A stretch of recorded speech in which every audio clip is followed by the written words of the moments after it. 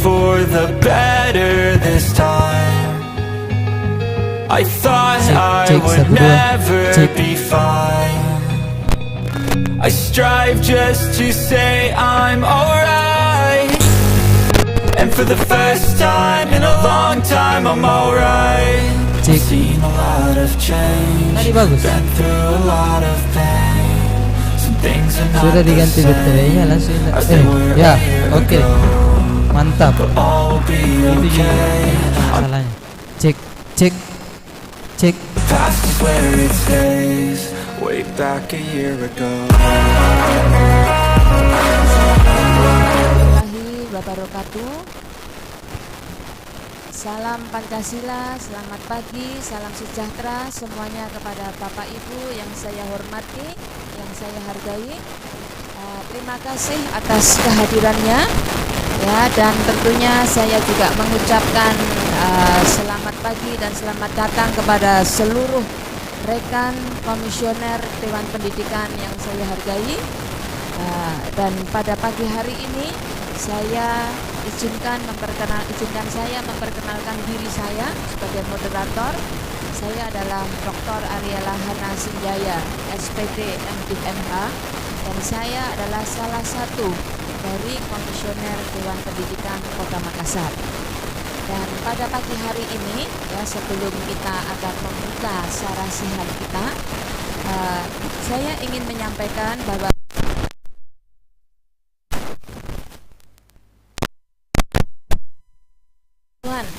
dan maksud yaitu untuk mengidentifikasi permasalahan dan kendala guru dan sekolah dalam pencapaian optimal hasil asesmen nasional untuk literasi dan numerasi peserta didik. Itu tujuan yang pertama. Yang kedua yaitu untuk nantinya memperoleh masukan dari para kepala sekolah dan guru yang telah sukses dalam mendorong peningkatan literasi dan numerasi ini. Nah, pagi hari ini sarasihan kita dihadiri oleh kepala sekolah dan guru penggerak yang diutus oleh sekolah masing-masing dari Kecamatan Manggala dan Kecamatan Panakukang. Nah, acara kita adalah nanti akan ada arahan dari Kepala Dinas Pendidikan Kota Makassar dan juga dari Ketua Dewan Pendidikan Kota Makassar, dan juga kita akan mendengar paparan dari narasumber ahli, yaitu salah satu komisioner Dewan Pendidikan. Namun sebelum itu, mari kita akan buka bersama-sama acara kita atau kegiatan kita pada pagi hari ini, yang akan dibuka oleh Profesor Haji Muhammad Basri Welo MA. Saya persilahkan Prof, dengan hormat silahkan untuk membuka kegiatan pada pagi hari ini. Terima kasih.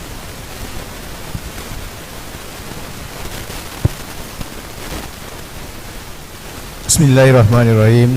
Assalamualaikum warahmatullahi wabarakatuh. Selamat pagi dan salam sejahtera bagi kita semua. Alhamdulillah wa syukurillah bahwa hari ini kita bisa lagi bertemu di tempat ini dalam rangka kegiatan peningkatan literasi dan numerasi pendidikan di Kota Makassar. Ini yang sudah ketiga kalinya kita laksanakan, ya, dan kedua kalinya di tempat ini, ya. Tahun ini memang berbeda dengan tahun sebelumnya. Kita mengangkat isu ini, literasi dan numerasi, karena ini hal yang sangat mendasar dalam pendidikan, dalam dunia pendidikan, ya, di seluruh dunia. Pendidikan terutama ditujukan kepada peningkatan dan pemahaman literasi dan numerasi. Karena pada dasarnya orang tidak bisa pendidikan lanjutan ini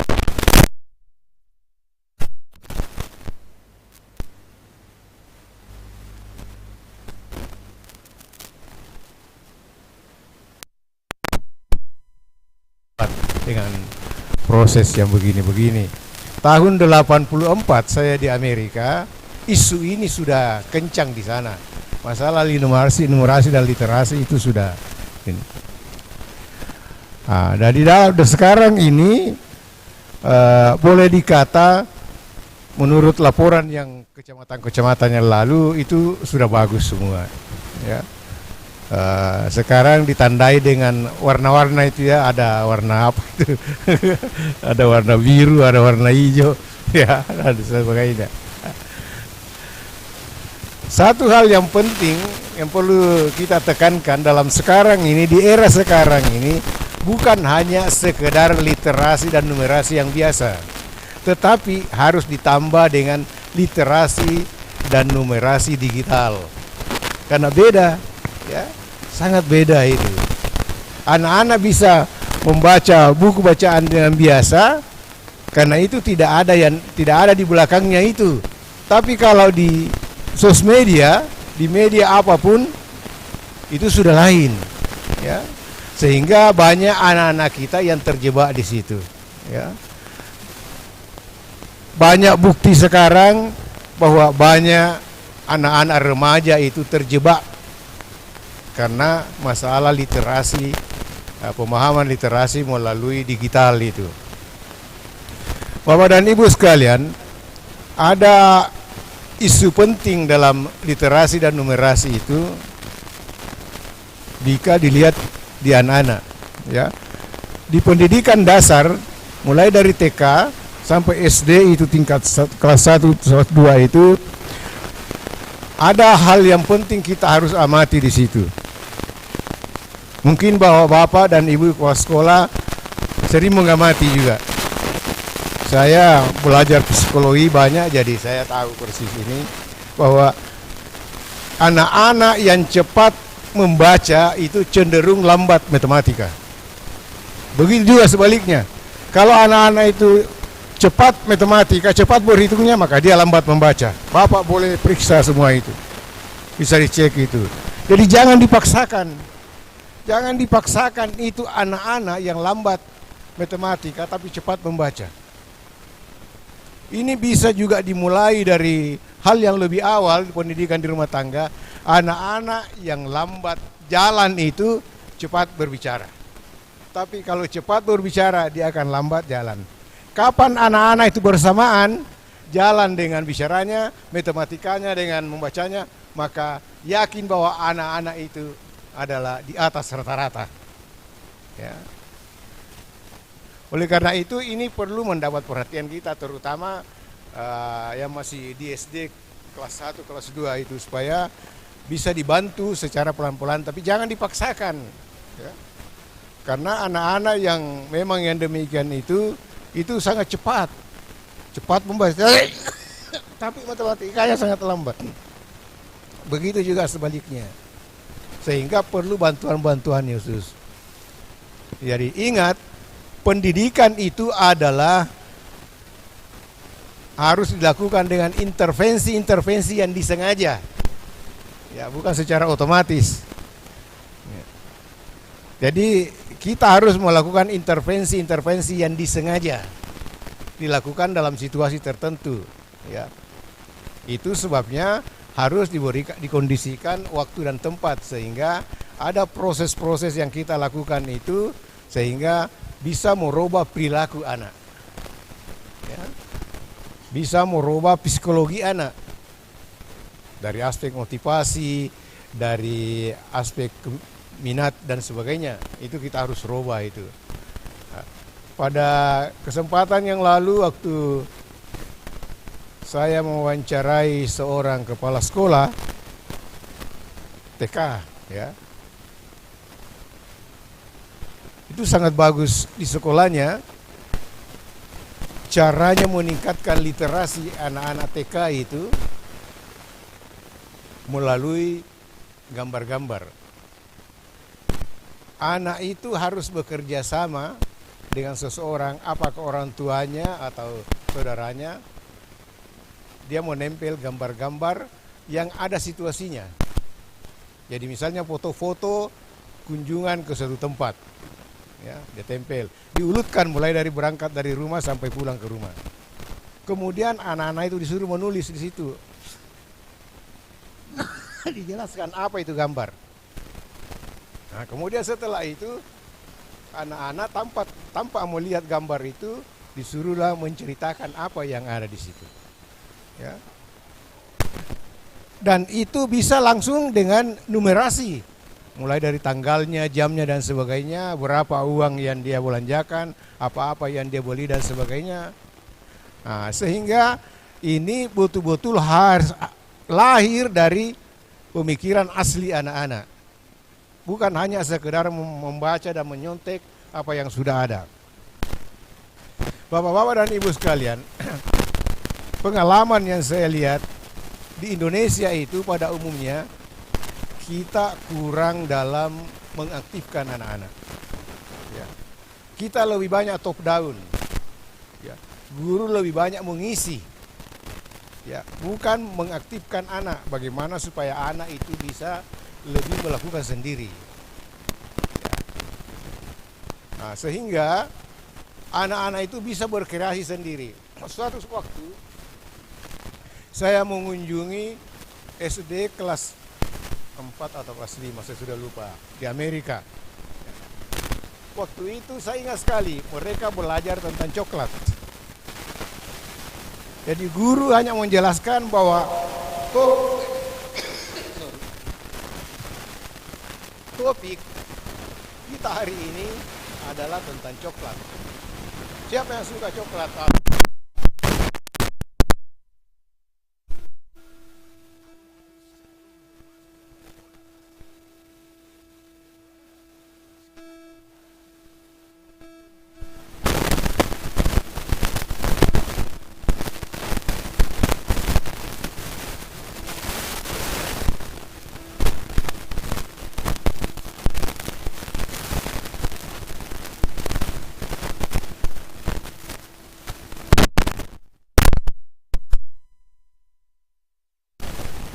Pergi mencari informasi. Ada yang langsung ke toko yang ada dekat sekolah, ada yang langsung ke komputer mencari informasi, dan luar biasa hasilnya. Bayangkan di situ anak-anak dapat menjelaskan setelah mereka berkumpul negara-negara yang menghasilkan coklat di dunia. Dan persentasinya ada. Bagaimana budidaya coklat, mulai dari menanam sampai prosesnya berbuah menggunakan pupuk dan sebagainya, berapa kilo pupuk, berapa harganya dan sebagainya. Lengkap. Nah, kemudian apa hasilnya? Dan harganya, dan di mana bisa diperoleh. Jadi luar biasa Bapak dan Ibu sekalian. Jadi proses-proses yang demikian ini sebagai contoh saja.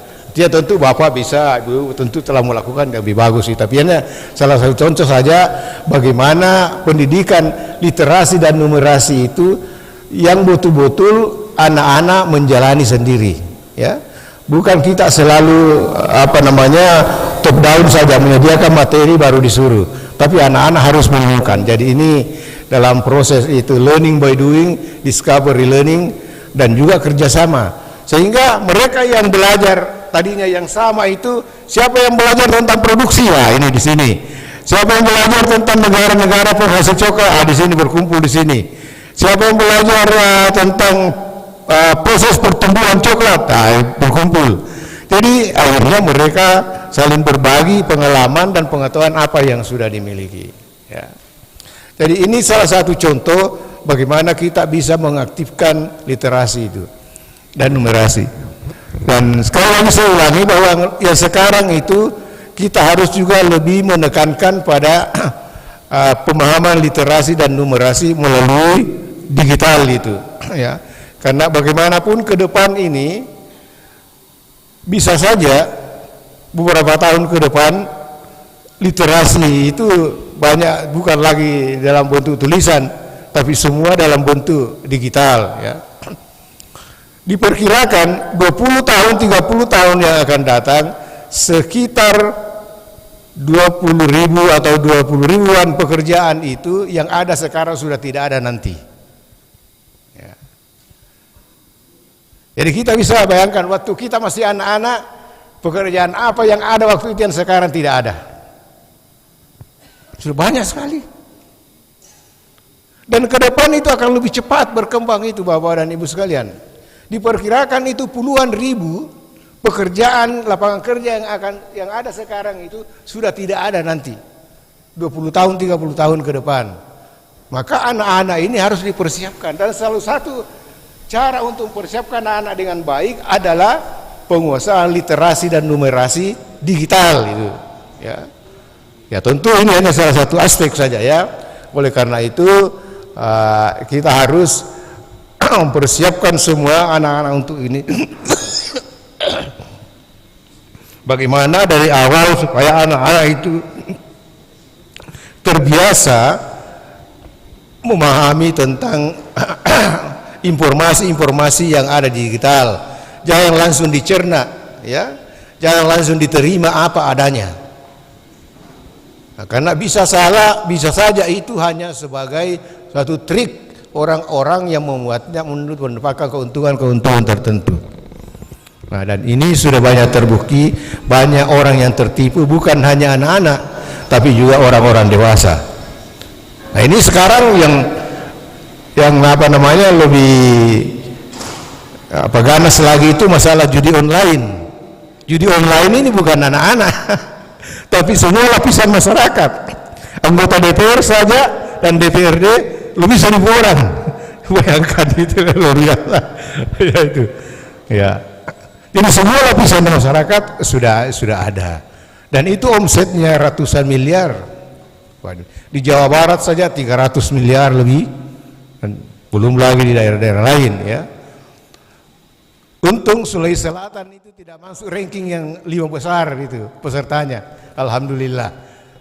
Untung yang paling banyak itu Jawa Barat, baru Jakarta, Jawa Timur, Jawa Tengah. Nah, ini harus kita menjaga semua bagaimana supaya pemahaman anak-anak itu terhadap literasi dan numerasi itu bisa lebih bermanfaat bagi dirinya sendiri, terutama masa depan mereka. Mudah-mudahan hari ini Bapak dan Ibu bisa saling nanti bertukar pengalaman bagaimana untuk lebih meningkatkan proses-proses pendidikan yang ada, yang Bapak lakukan di sekolah. Tentu masing-masing punya trik-trik tersendiri dan masing-masing ada kelebihan dan kekurangannya ya. Mari kita menggunakan kesempatan ini untuk bertukar pengalaman, bertukar pendapat, dan sehingga bisa kita lebih memahami persiapan kita ke depan. Saya mohon maaf karena kebetulan Pak Ketua lagi sibuk, saya kira persiapan beliau untuk pelantikan persiapan anggota sebagai anggota DPR Pusat. Begitu juga wakil-wakilnya mungkin ada kegiatan yang lain, sehingga saya diminta oleh panitia untuk mewakili beliau untuk membuka. Dan tanpa mengurangi kegiatan kita hari ini, maka tentunya atas nama beliau semua, baik ketua maupun ibu-ibu wakil ketua yang tidak sempat hadir, saya nyatakan acara kita pada hari ini dalam rangka peningkatan literasi dan numerasi Kecamatan Panakukan dan Manggala, saya nyatakan dengan resmi dibuka. Sekian, assalamualaikum warahmatullahi wabarakatuh. Terima kasih kepada Profesor Dr. Muhammad Basri Welo MA. Beliau yang sudah membuka sarasian kita, dan beliau adalah salah satu komisioner Dewan Pendidikan Kota Makassar. Sebelum saya serahkan kepada narasumber ahli kita, izinkan saya memperkenalkan Dewan Komisioner Pendidikan yang sudah ada di tempat ini. Di ujung sana adalah Bapak, sebentar lagi jadi Prof. Bapak Dr. Andes Haji Mahmud, Bapak Matuangin MPD. Tentunya tidak asing lagi, beliau pernah menjabat menjadi Kepala Dinas Pendidikan Kota Makassar. Mari berikan kita aplaus kepada beliau. Dan yang di belakang sana itu ada Bapak Anwar Zainuddin, juga salah satu komisioner. Ya, yang lainnya sedang dalam perjalanan. Pak Anwar, mari kita berikan aplaus kepada Pak Anwar. Ya. Ada lagi yang lain belum ya? Nah, kemudian supaya kita santai kan, rileks kan ya, pagi-pagi masih pagi, jadi kita tidak tegang-tegang. Di sekolah sudah serius menghadapi para murid, dan hari ini di kegiatan sarasehan kita ini kita mendengarkan paparan, kita juga diskusi, kita juga memberikan masukan, usulan, tapi kita juga happy bersama-sama. Setuju? Setuju? Mari saya boleh minta satu kali ya, Bapak Ibu Kepala Sekolah dan para guru, mari kita tunjuk kanan kiri kita, muka belakang kita, katakan Anda hebat sekali.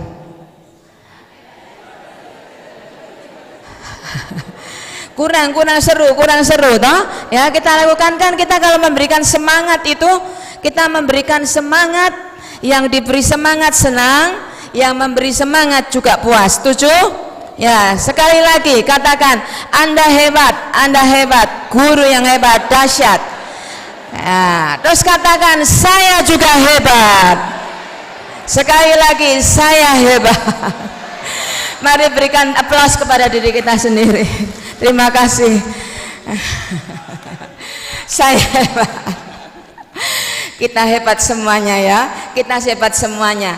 Jadi sedikit, kalau di antara para perempuan, yaitu ada istilah, setiap perempuan itu is a queen, dan real queen ya, ratu sejati itu ketika membetulkan mahkota daripada ratu yang lain, itu dia tidak beri pengumuman kepada dunia, mahkotanya bengkok, tadi saya yang betulkan. Dan ini tidak semua perempuan, tapi Bapak Ibu Kepala Sekolah dan para guru yang saya hormati, saya hargai, semuanya hebat, tidak ada yang lebih, karena semua punya kekurangan dan kelebihannya. Kita perlu menghargai kelebihan kita, tetapi kita juga perlu mengenali kekurangan kita, sehingga kita bisa meningkatkan supaya kelemahan kita menjadi kekuatan kita. Setuju?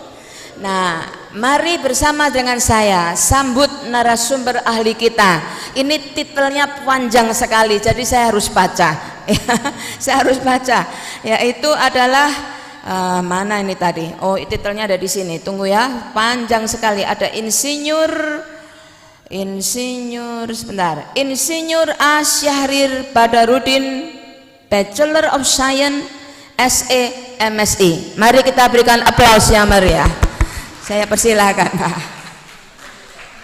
Nah, nanti setelah beliau tentunya kita akan mendengarkan paparan atau arahan dari Kepala Dinas Pendidikan Kota Makassar, dari Ketua Dewan Pendidikan Kota Makassar ya, dan setelah itu masukan, usulan ya, ada punya pengalaman sehingga hasil sarasehan kita bersama bisa kita rangkum menjadi sebuah rekomendasi yang bermanfaat, bukan saja buat kecamatan kita ya, 2 kecamatan, Kecamatan Panakukang dan Manggala tadi ya, dan bukan saja pada 2 kecamatan ini, tapi semoga mudah-mudahan ya, insya Allah bisa jadi juga masukan dan rekomendasi buat seluruh kota Makassar, bahkan untuk Indonesia. Setuju? Katakan saya hebat. Terima kasih, silahkan Pak.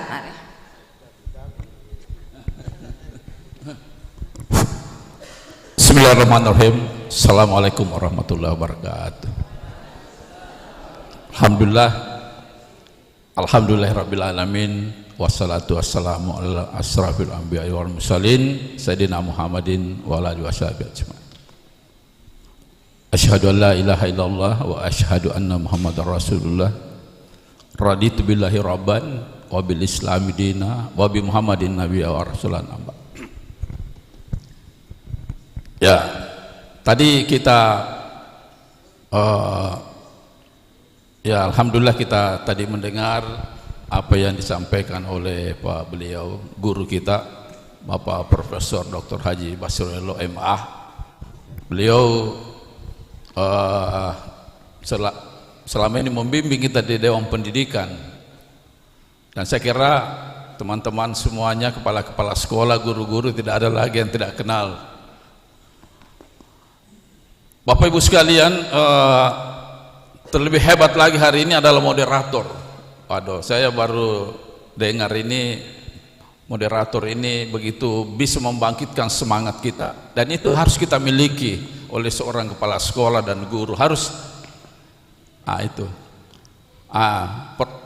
tidak kalah juga Pak Profesor tadi semangatnya sampai batuk-batuk berapa kali. Tapi jangan lupa, kalau ciri profesor itu satu diantaranya itu pasti sudah suka batuk-batuk, suka sandar-sandar, kemudian suka lupa-lupa. Biasa kalau jalan sudah bungkuk-bungkuk itu kalau profesor dulu, Prof ya. Itu artinya sudah usia, tapi beliau tidak, sekalipun usia hampir selevel kita, mereka masih semangat. Bapak Ibu sekalian, saya mencoba ditawari oleh panitia untuk membawakan materi ini, literasi numerasi. Tapi sekali lagi saya sampaikan bahwa literasi numerasi ini Bapak sekalian, Bapak lebih ahli, Bapak lebih tahu. Kenapa? Karena Bapak sudah tiap hari melakukan ini di sekolah. Kepala sekolah itu tiap hari membimbing gurunya bagaimana berliterasi numerasi yang baik. Dan itu bukan pekerjaan Dewan Pendidikan sebenarnya. Cuma kita Dewan Pendidikan itu berada pada controlling agency. Ada namanya controlling agency, kita mengontrol termasuk pendidikan Kota Makassar dan hasil apa sebenarnya yang dihasilkan oleh pendidikan, oleh Dinas Pendidikan Kota Makassar. Ini yang menarik, ini literasi numerasi. Nah, ini Bapak-bapak sekalian, mungkin saya ini apa yang ada di atas ini bisa masuk deh poin berikut, the next. Numerasi, kecuali yang disinggung oleh Prof tadi, literasi digital. Literasi digital. Ini ada 6 yang kita lihat di atas ini, Bapak Ibu sekalian. Jadi tidak usah dicatat, Pak. Ini juga kita harus cepatkan, nanti ada Pak Kadis mau kasih sebutan. Nanti filenya bisa di copy ya, kita baca-baca mencocokkan saja, tapi saya kira yakin Bapak ini lebih ahli, Ibu ya. Nah, literasi baca tulis, apa yang dimaksud dengan literasi baca tulis? Bapak sudah tahu, ini sudah tiap hari Bapak lakukan, tapi tidak apa-apa, kita saling mengingatkan. Literasi baca tulis, kecakapan untuk memahami isi teks tertulis, itu yang bilang Pak Prof tadi, baik yang tersirat maupun yang tersurat, untuk mengembangkan pengetahuan dan potensi diri. Ini tiap hari kita lakukan di sekolah, membina anak-anak kita. Kemudian literasi kedua, ini literasi numerasi. Kalau bicara numerasi itu banyak, kita pasti bicara angka-angka, maka itu konteksnya matematik ya. Bagaimana Bapak Ibu kepala sekolah, Ibu guru di sekolah untuk memberikan literasi numerasi anak-anak bisa tahu tentang memanfaatkan angka-angka matematik ya, berarti bicara matematika. Itu praktis dalam berbagai macam konteks kehidupan. Ketiga, ini literasi sains ya, oke, bisa dibaca. Literasi digital, ini yang dimaksud oleh Profesor tadi, Pak Basirello ya. Ini kalau memang beliau katakan tadi kita agak lambat dengan literasi digital. Saya mau tanya dulu, Bapak Ibu sekalian, di sekolahnya masih pakai kertas, misalnya membuat soal-soal ujian? Masih? Masih. Berarti kita sudah ketinggalan literasi digital. Kalau sudah menggunakan digital, itu tidak ada lagi menggunakan kertas. Semua menggunakan aplikasi ya di HP-HP kita. Ya, ada sekolah yang sudah tidak menggunakan kertas. Ada SMP Madani sini. Ada SMP Madani. Ini SMP Madani, saya pernah ke sekolahnya. Lihat bagaimana literasinya. Ternyata di sana itu tidak memakai kertas lagi. Sudah semua dikerja dengan aplikasi. Mengajar sudah aplikasi menggunakan Smart TV. Ibu ya, ujian sekolah tidak ada lagi pakai ini. Oleh karena itu Bapak Ibu sekalian, tidak ada alasan untuk kita melarang anak-anak bawa HP. Nah terbalik, kita biasa larang anak bawa HP. Tapi sekolah yang sedang menjalankan literasi dianjurkan pakai HP. Ya toh, harus pakai HP. Karena kenapa? Di otak kita, mindset kita, semua HP aplikasi digunakan anak-anak adalah sifatnya negatif dan dilarang membawa HP. Masih banyak sekolah begini. Saya khawatir juga kalau sekolahnya Bapak Ibu juga terjebak di sini. Kalau saya jangan dilarang bawa HP anak-anak, biarkan dia bawa. Kenapa? Karena ilmunya ada di HP. Sama dengan kita, ilmu kita sebenarnya ada di komputer Pak, di laptop. Jadi kalau ada guru tidak pakai laptop, saya curiga dan saya sanksi. Barangkali beliau ini tidak pernah melihat berita-berita yang penting. YouTube itu perlu kita buka, ya. WA kalau perlu kita, ada hal yang penting yang teman-teman biasa kirim. Banyak sekali yang bermanfaat. Jadi kenapa digital ini kita sudah ketinggalan? Kalau beberapa tahun lalu itu mereka sudah gunakan digital. Kita sekarang digital kita katanya sudah masuk 6.0 ya. Ternyata masih banyak pakai kertas. Jadi tidak sesuai dengan pernyataan, dengan kenyataan. Tidak sesuai kenyataan yang ada di lapangan, ya. Nah, digital teknologi begitu cepat berkembang, tapi kita ketinggalan teknologi. Ya, mestinya sekarang kita sudah digital, Pak. 6.0 sudah harus tidak lagi pakai kertas. Anak-anak pakai HP semua. Ya, kalau perlu belikan laptop. Sekarang pemerintah sudah banyak bantu laptop di sekolah Pak ya, banyak. Itu apa? Kita sudah masuk era ketinggalan kita era digital. Maka itu pemerintah peradakan itu semua. Oke, saya kira begitu ya, kita sependapat. Ya, kemudian literasi finansial. Ini juga sudah banyak di sekolah-sekolah memberikan contoh ada anak literasi finansial. Kemudian literasi budaya dan kewarganegaraan. Ini sini. Oke, next. Berikut. Oke deh. Ini tujuan penguatan kompetensi literasi. Ya ini sebentar saja, kalau ada Pak Kadis ya kita berhenti karena beliau juga ada materi. Ya, melimpahnya informasi di era teknologi. Ini Bapak sekalian, teknologi tidak bisa lagi dibendung, masuk di mana-mana. Di dalam kamar kita sudah langsung teknologi masuk. Jadi kalau anak-anak kita tidak dibatasi aplikasinya, bisa saja mereka yang dia buka tiap hari itu adalah film apa? Film unyil ya. Tahu itu film unyil toh? Film unyil itu bisa dibuka terus. Sampai apa? Otaknya juga sudah jadi otak unyil ya. Kenapa? Karena itu tadi. Kenapa? Karena kurang kita memberikan literasi, numerasi dan literasi digital lainnya. Kita tidak bisa membimbing. Kenapa kita tidak bisa membimbing? Karena kita juga tidak tahu ya. Oleh karena Bapak Ibu jangan juga kalah teknologi dengan anak-anak di rumah ya. Kita juga harus belajar. Seperti saya juga ya, umur sudah berapa, tapi saya paksa belajar agar anak-anak saya tidak membodohi saya. Dikasih HP katanya untuk belajar, mau belikan laptop katanya untuk belajar, ternyata pelajaran-pelajaran lain yang dia lakukan ya. Ini berbahaya. Oke, kompetensi literasi harus dikuasai peserta didik agar mampu satu memilah, itu tadi memilah-milah itu. Yang kedua, mengelola informasi pada teks. Jadi teks itu tidak dibaca tapi dikelola dengan baik. Karena kapan dia tidak kelola dengan baik, nanti akan literasinya berbeda. Saya kasih contoh. Pernah ada sekolah, saya minta gurunya, bisa kita buat literasi tentang apa? Tentang membaca, bahayanya merokok. Satu teks dibaca, sudah dihayati, sudah diamati, sudah fokus. Terus saya bertanya,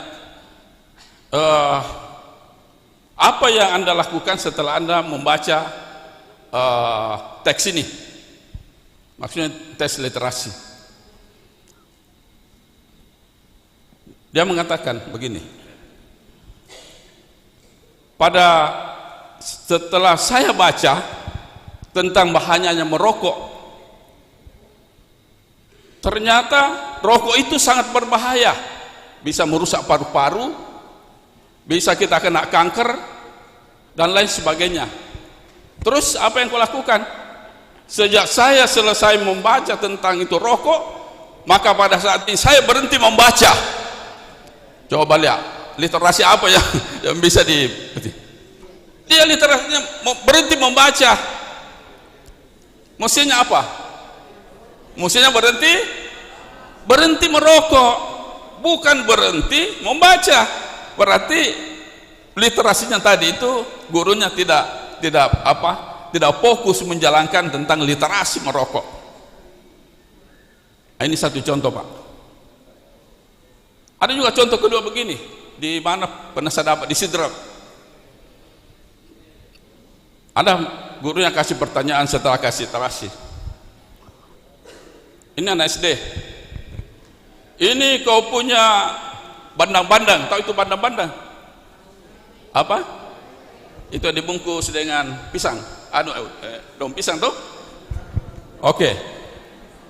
Terus kalau 5 kamu punya bandang-bandang, kau makan 3, sisa berapa?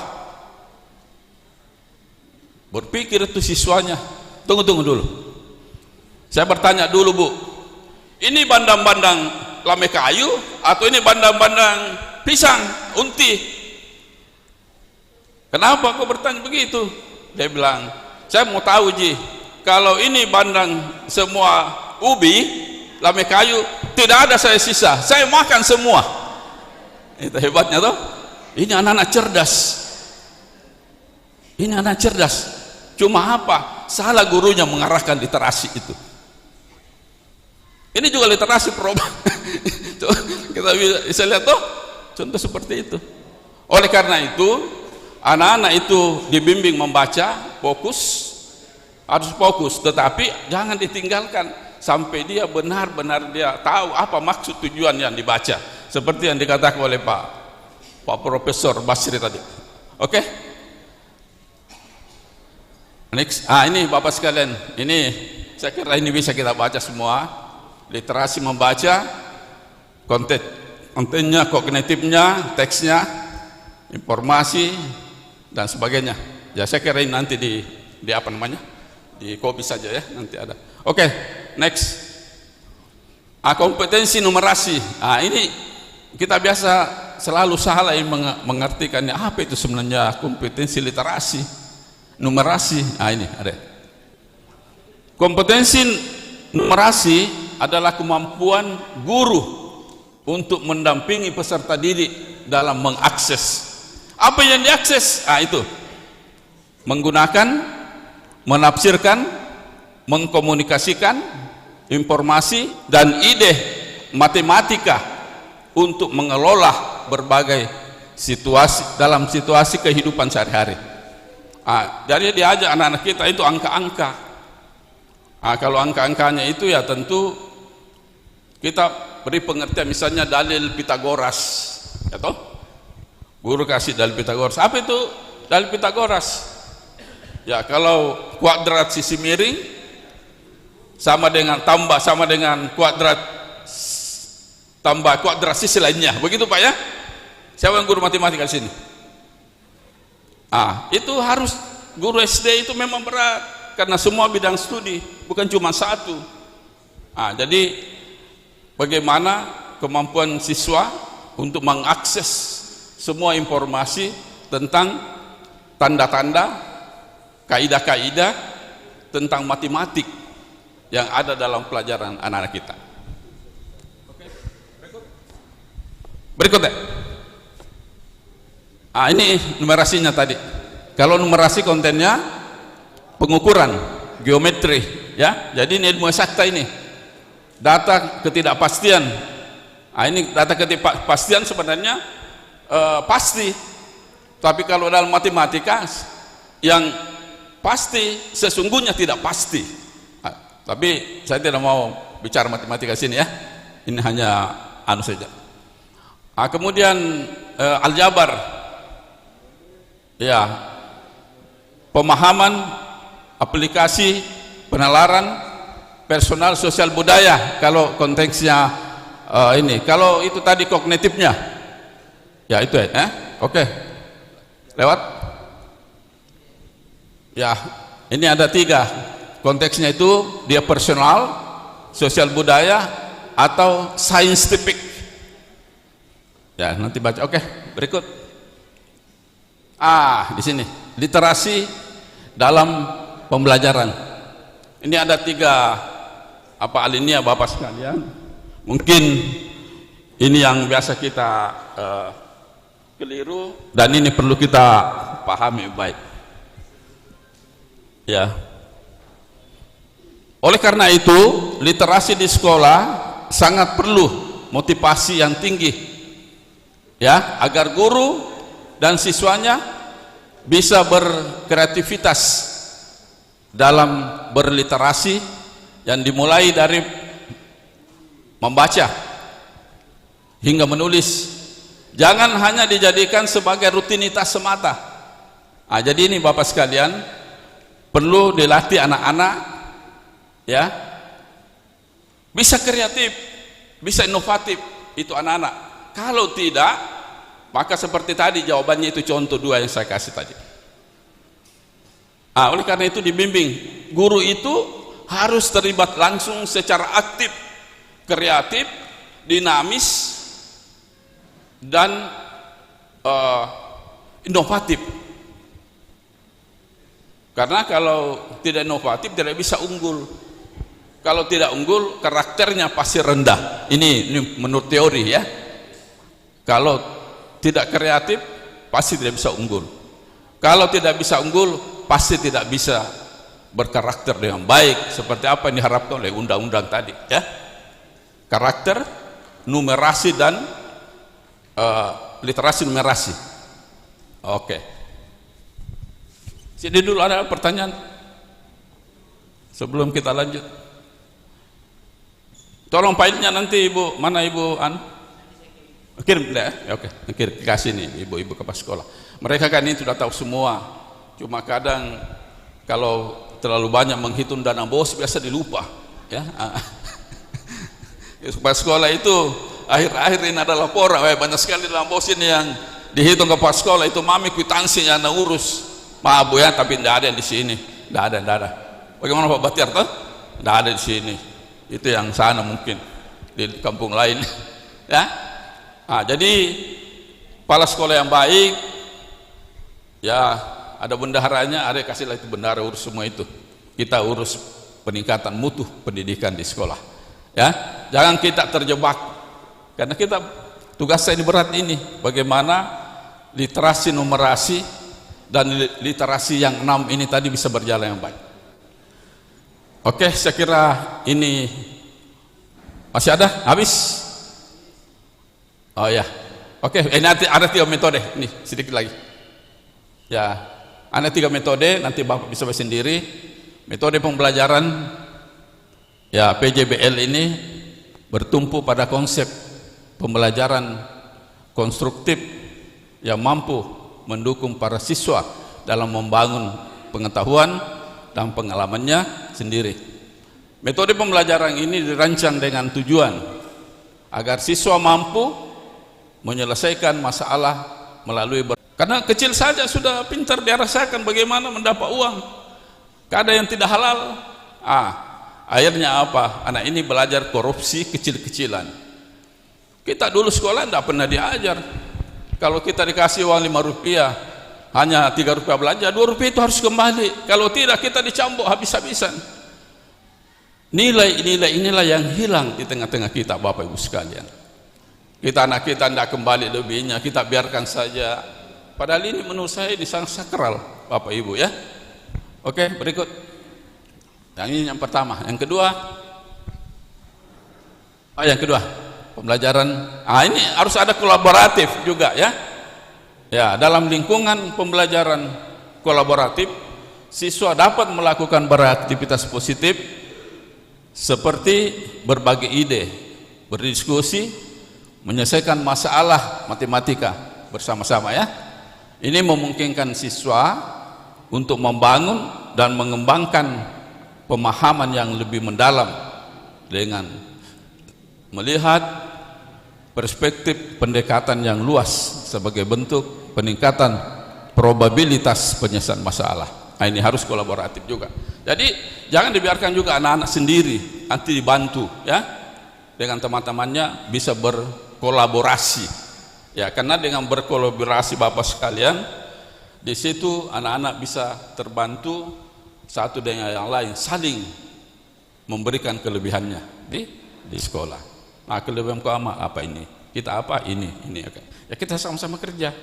Kalau kerja kelompok menjadikan satu karya-karya itu luar biasa.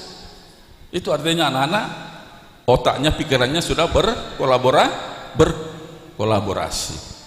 Nah, makanya itu di sekolah sering dibentuk kelompok-kelompok ya. Ada kelompok-kelompok mereka sendiri yang dibuatkan kelompok, mereka bekerja bersama-sama. Jangan ada yang tidak aktif, semua harus aktif dan dibimbing oleh gurunya. Nah, siapa yang tidak aktif, ya nilai kelompoknya oke, sama, karena sama. Apa sesungguhnya yang terjadi di sekolah dan apa yang telah ibu bapak lakukan di sekolah. Ya, itu yang intinya. Oleh karena itu Bapak Ibu sekalian, kepala sekolah tentunya yang terhormat, yang termulia, yang sangat dibanggakan oleh masyarakat, Bapak harus tunjukkan itu Ibu, bahwa saya ini kepala sekolah loh, jangan main-main. Saya tidak tidak gampang disogok. Ada kan biasa orang Pak ya, kalau anaknya kasih nggak ada anakku nilai, mau jangan begini toh.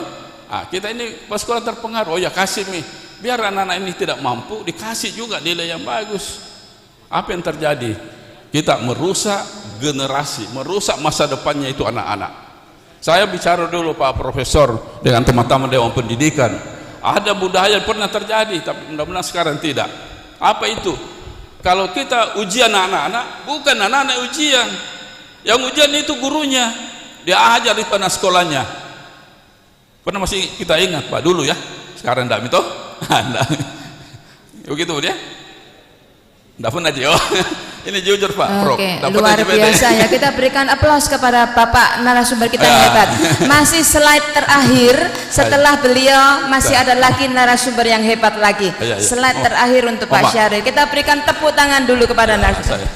Mari Pak, lanjut slide terakhir. Setelah itu saya sebenarnya mau berhenti, tapi karena disuruh mau berhenti moderator berhenti Pak. Ya, begitu orang yang punya pengertian ya. Oke, saya kira Bapak Ibu sekalian, mohon maaf sekali lagi kalau ada yang tadi yang kurang bagus. Bapak Ibu harus mampu mengkritisi ya, bahwa ini tidak cocok Pak, ini apa tuh. Tapi menurut saya inilah gambaran umum yang terjadi di sekolah. Kadang kita lupakan ya. Nah, sekarang jangan kita lupa lagi. Oke, saya kira saatnya ini lagi kita mendengarkan materi berikutnya. Wabillahi taufiq wal hidayah. Assalamualaikum warahmatullahi wabarakatuh. Ya, kita berikan tepuk tangan yang meriah untuk Bapak Insinyur Syahrir. Panjang sekali, saya takut salah kalau tidak baca.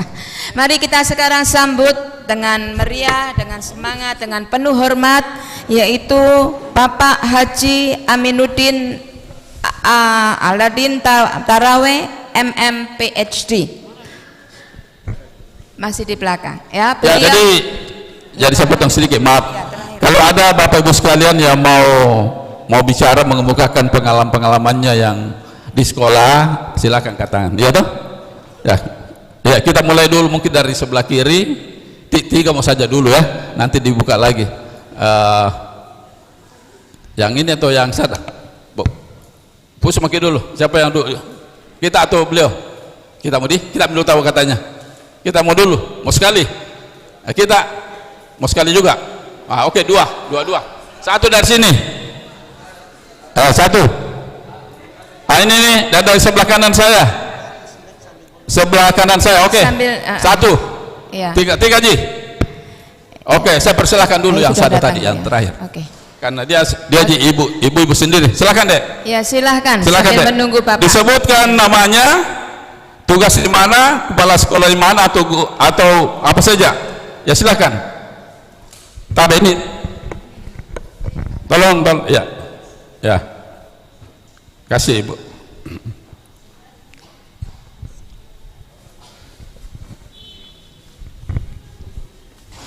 Ya silakan. Nah, sebenarnya nih Pak Sekdik ini kita evaluasi apa literasi di sekolah sudah bagus atau tidak, ya nanti tergantung ibu-ibu nanti memberikan argumennya. Karena penanggung jawab langsung ini Pak Sekretaris Dinas, ya. Ini beliau sudah ada depan kita. Silakan, Bu. Baik, terima kasih atas kesempatannya Bapak. Assalamualaikum warahmatullahi wabarakatuh. Perkenalkan, nama saya Sri Winiarti S. Saya biasa dipanggil Ibu Guru Wiwi. Saya berasal dari UPT SPF SD Impres Antang 1. Salam kenal Bapak Ibu Guru, siapa tahu kita tetangga ya. Barangkali bisa diulangi deh, enggak jelas. Mungkin maskernya bisa diadu dulu. Ya. Asal tidak batuk Jinda gitu. Enggak sama dengan Pak Prof tadi, enggak Ji? Lagi batuk Pak. Oh, batuk. Iya. Oh, kalau begitu saya nggak mau supaya jelas ya. Ya, supaya jelas apa yang kita bilang ya. Oke. Ulangi. Baik, terima kasih atas kesempatannya Bapak. Izin sedikit berbagi untuk kegiatan pembelajaran di kelas saya sendiri, karena alhamdulillah saat ini saya sedang mengajar di kelas 4 SD di tahun ajaran yang kemarin Bapak. Di sini alhamdulillah untuk penerapan literasi, baca tulis, numerasi, digital itu mungkin hampir semua sekolah sudah menerapkannya. Hanya kadang saja Bapak, kita kurang tahu apakah literasi yang kita terapkan ini sudah cocok atau belum di satuan pendidikannya kita, ataukah terutama di kelasnya kita. Di tahun awal ajaran baru Bapak, setelah saya ditunjuk sebagai salah satu guru di kelas 4, kita melakukan asesmen awal. Jadi kami melakukan asesmen diagnostik awal kepada peserta didik, di mana siswanya kita itu diberikan beberapa pertanyaan-pertanyaan terkait kebutuhan belajarnya mereka seperti apa dan seperti apa mereka seperti itu Bapak. Kemudian untuk pembelajaran baca tulis, mohon izin Bapak, alhamdulillah kami sudah menggunakan, bahkan siswa juga Pak sudah belajar menggunakan pembelajaran berbasis digital. Jadi di kelasnya saya sendiri terutama saya tidak melarang siswa untuk membawa handphone, tapi dengan aturan. Jadi di sini Bapak saya mengajak orang tua siswa untuk berkolaborasi, tapi tentu dengan izin dari kepala sekolah sebagai penentu kebijakan di sekolahnya kami. Di sini Bapak untuk pembelajaran di literasi digital itu di dalam pembelajaran ada beberapa pembelajaran yang biasa kami gunakan untuk menggunakan digitalnya. Seperti itu kami menggunakan pembelajaran yang berbasis Canva. Alhamdulillah saya perhatikan siswa awalnya itu Pak, siswanya saya sendiri itu termotivasi ketika saya mengatakan bahwa izin nak, besok kita akan belajar tentang mata pelajaran kemarin yang terakhir itu mata pelajaran project. Saya ambil contoh project Bapak, project. Kemudian pembelajaran project ini saya susun, tapi tidak langsung disusun begitu saja. Kita buatkan timeline atau susunan, ya randomnya apa yang akan saya lakukan selama kegiatan project itu. Kemudian di dalam situ saya memadukan pembelajaran itu dengan kesenangannya siswa saya, karena setelah saya melakukan asesmen diagnostik di awal sekolah, saya mendapatkan informasi bahwa 95% siswa saya menggunakan HP sendiri. Ya, betul. Yang kedua, 97% siswa saya suka sekali bermain handphone. Kenapa saya tahu? Karena saya masuk di dalam grupnya mereka. Saya masuk di dalam grupnya mereka. Saya biasa lihat status-statusnya mereka. Seperti itu Bapak. Iya. Jadi dari situ Bapak saya dapatkan informasi bahwa siswa saya menyukai digital. Jadi dari situ kami ajarkan siswa bagaimana menggunakan digital dan siswa merasa jadi lebih senang dan mampu termotivasi. Pertanyaannya saya Bapak. Ya. Silakan lu Pak. Maaf Bapak kalau panjang lebar. Maaf Bapak ya, maaf sekali Bapak. Kita belajar untuk menghargai. Silakan. Masih ada? Sudah selesai? Mau bertanya sebenarnya Pak. Oke. Ya. Boleh. Lanjut. Ya, sedikit lagi. Ya. Anunya mic-nya enggak jelas, Ki. Oh iya. Jangan terlalu dekat di mulut tak. Oh iya, makasih Pak. Iya. Pertanyaannya saya Pak, untuk pertanyaannya dalam pembelajaran berbasis digital ini, apakah siswa, terutama kan saya sekarang mengajar kelas 5 Pak, saya diamanahkan lagi untuk mengajar di kelas 5, apakah pembelajaran digital ini bisa dikolaborasikan dengan pembelajaran finansialnya? Dan bagaimana cara supaya siswanya saya itu Pak, karena dia belum mampu untuk mengelola kemampuan finansialnya, terutama ketika dia membawa uang ke sekolah. Oke. Seperti itu. Apakah ada? Sudah cukup. Karena rencananya Pak sebenarnya mau mencoba membuat aplikasi yang berhubungan langsung dengan ketika siswa membawa uang sakunya ke sekolah, tapi orang tuanya tahu berapa yang dia belanjakan dan apa-apa saja yang dan apa saja yang berapa saja dananya yang keluar, supaya orang tuanya tahu seperti itu Bapak. Oke. Terima kasih. Assalamualaikum warahmatullahi wabarakatuh. Tepuk tangan dulu untuk beliau ini. Ini salah satu contoh Pak Sekdik, mereka sudah jelaskan tadi bagaimana dia berliterasi di sekolahnya.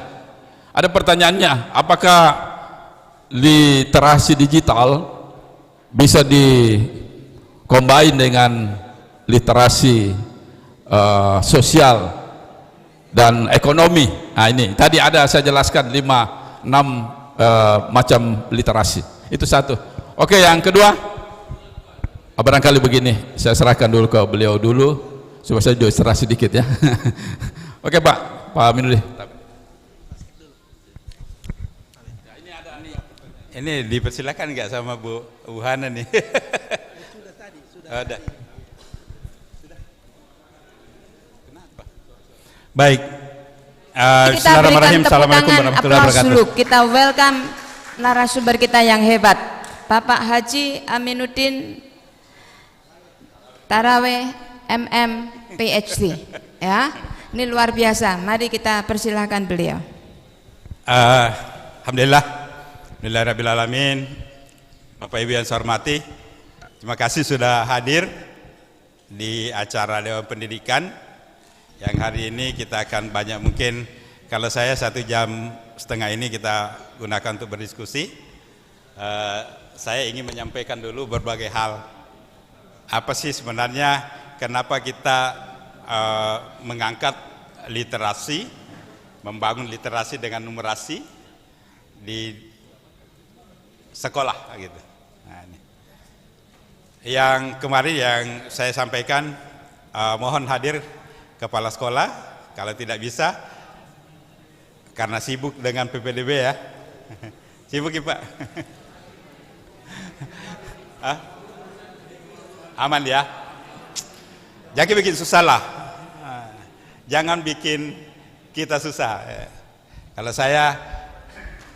saya ada yang melapor Pak PPDB ini, saya miring sedikit ya. Pak, enggak masuk ya anakku. Oh, cari ke sekolah lain. Mungkin ada yang bisa terima Ki. Karena kalau saya punya kemarin itu saya ditugaskan ke Jakarta hari Kamis, mau pengumuman itu kan, hari Kamis sampai hari Ahad. Terus itu yang nomor yang masuk di saya merah semua. Artinya tidak ada nomor yang tersimpan di nomor itu, di handphone saya, tidak ada satu pun nomor yang tersimpan. Merah semua, Pak. Ada yang ponakannya, ada gimana nih? Saya hanya bilang, mohon maaf, saya lagi tidak di Makassar. Padahal saya lebih tidur dulu. Biarlah mereka bersaing, Pak. Mereka, ya, anak-anak kalau ada bisa masuk di sekolah, ya sudah. Kalau tidak ya sudah, yang penting mereka harus semua bersekolah. Itu intinya seperti itu. Jangan tongki, tutup ki kalau belum penuh ya. Masih bisa terima, harus terima dulu lah. Sudah ya?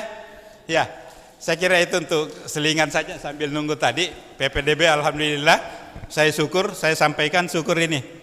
Saya baru sampai PPDB nggak di demo nih. Mudah-mudahan tidak ada demo-demo bela. Ya, biasanya yang demo juga itu bukan anaknya. Saya kalau ada orang begitu saya bilang, anak tak ada, bilang bukan ponakan ya jamu kok. Kasih bersaing nih, karena ada tuh orang mau. Tah? Bapak Ibu yang saya hormati, hari ini kita Dewan Pendidikan ingin bagaimana capaian literasi numerasi kita itu di sekolah itu bisa lebih baik lagi. Saya hanya ingin tampilkan dulu next ya. Bukan ya, ini hasil layan kita 3 tahun terakhir ya.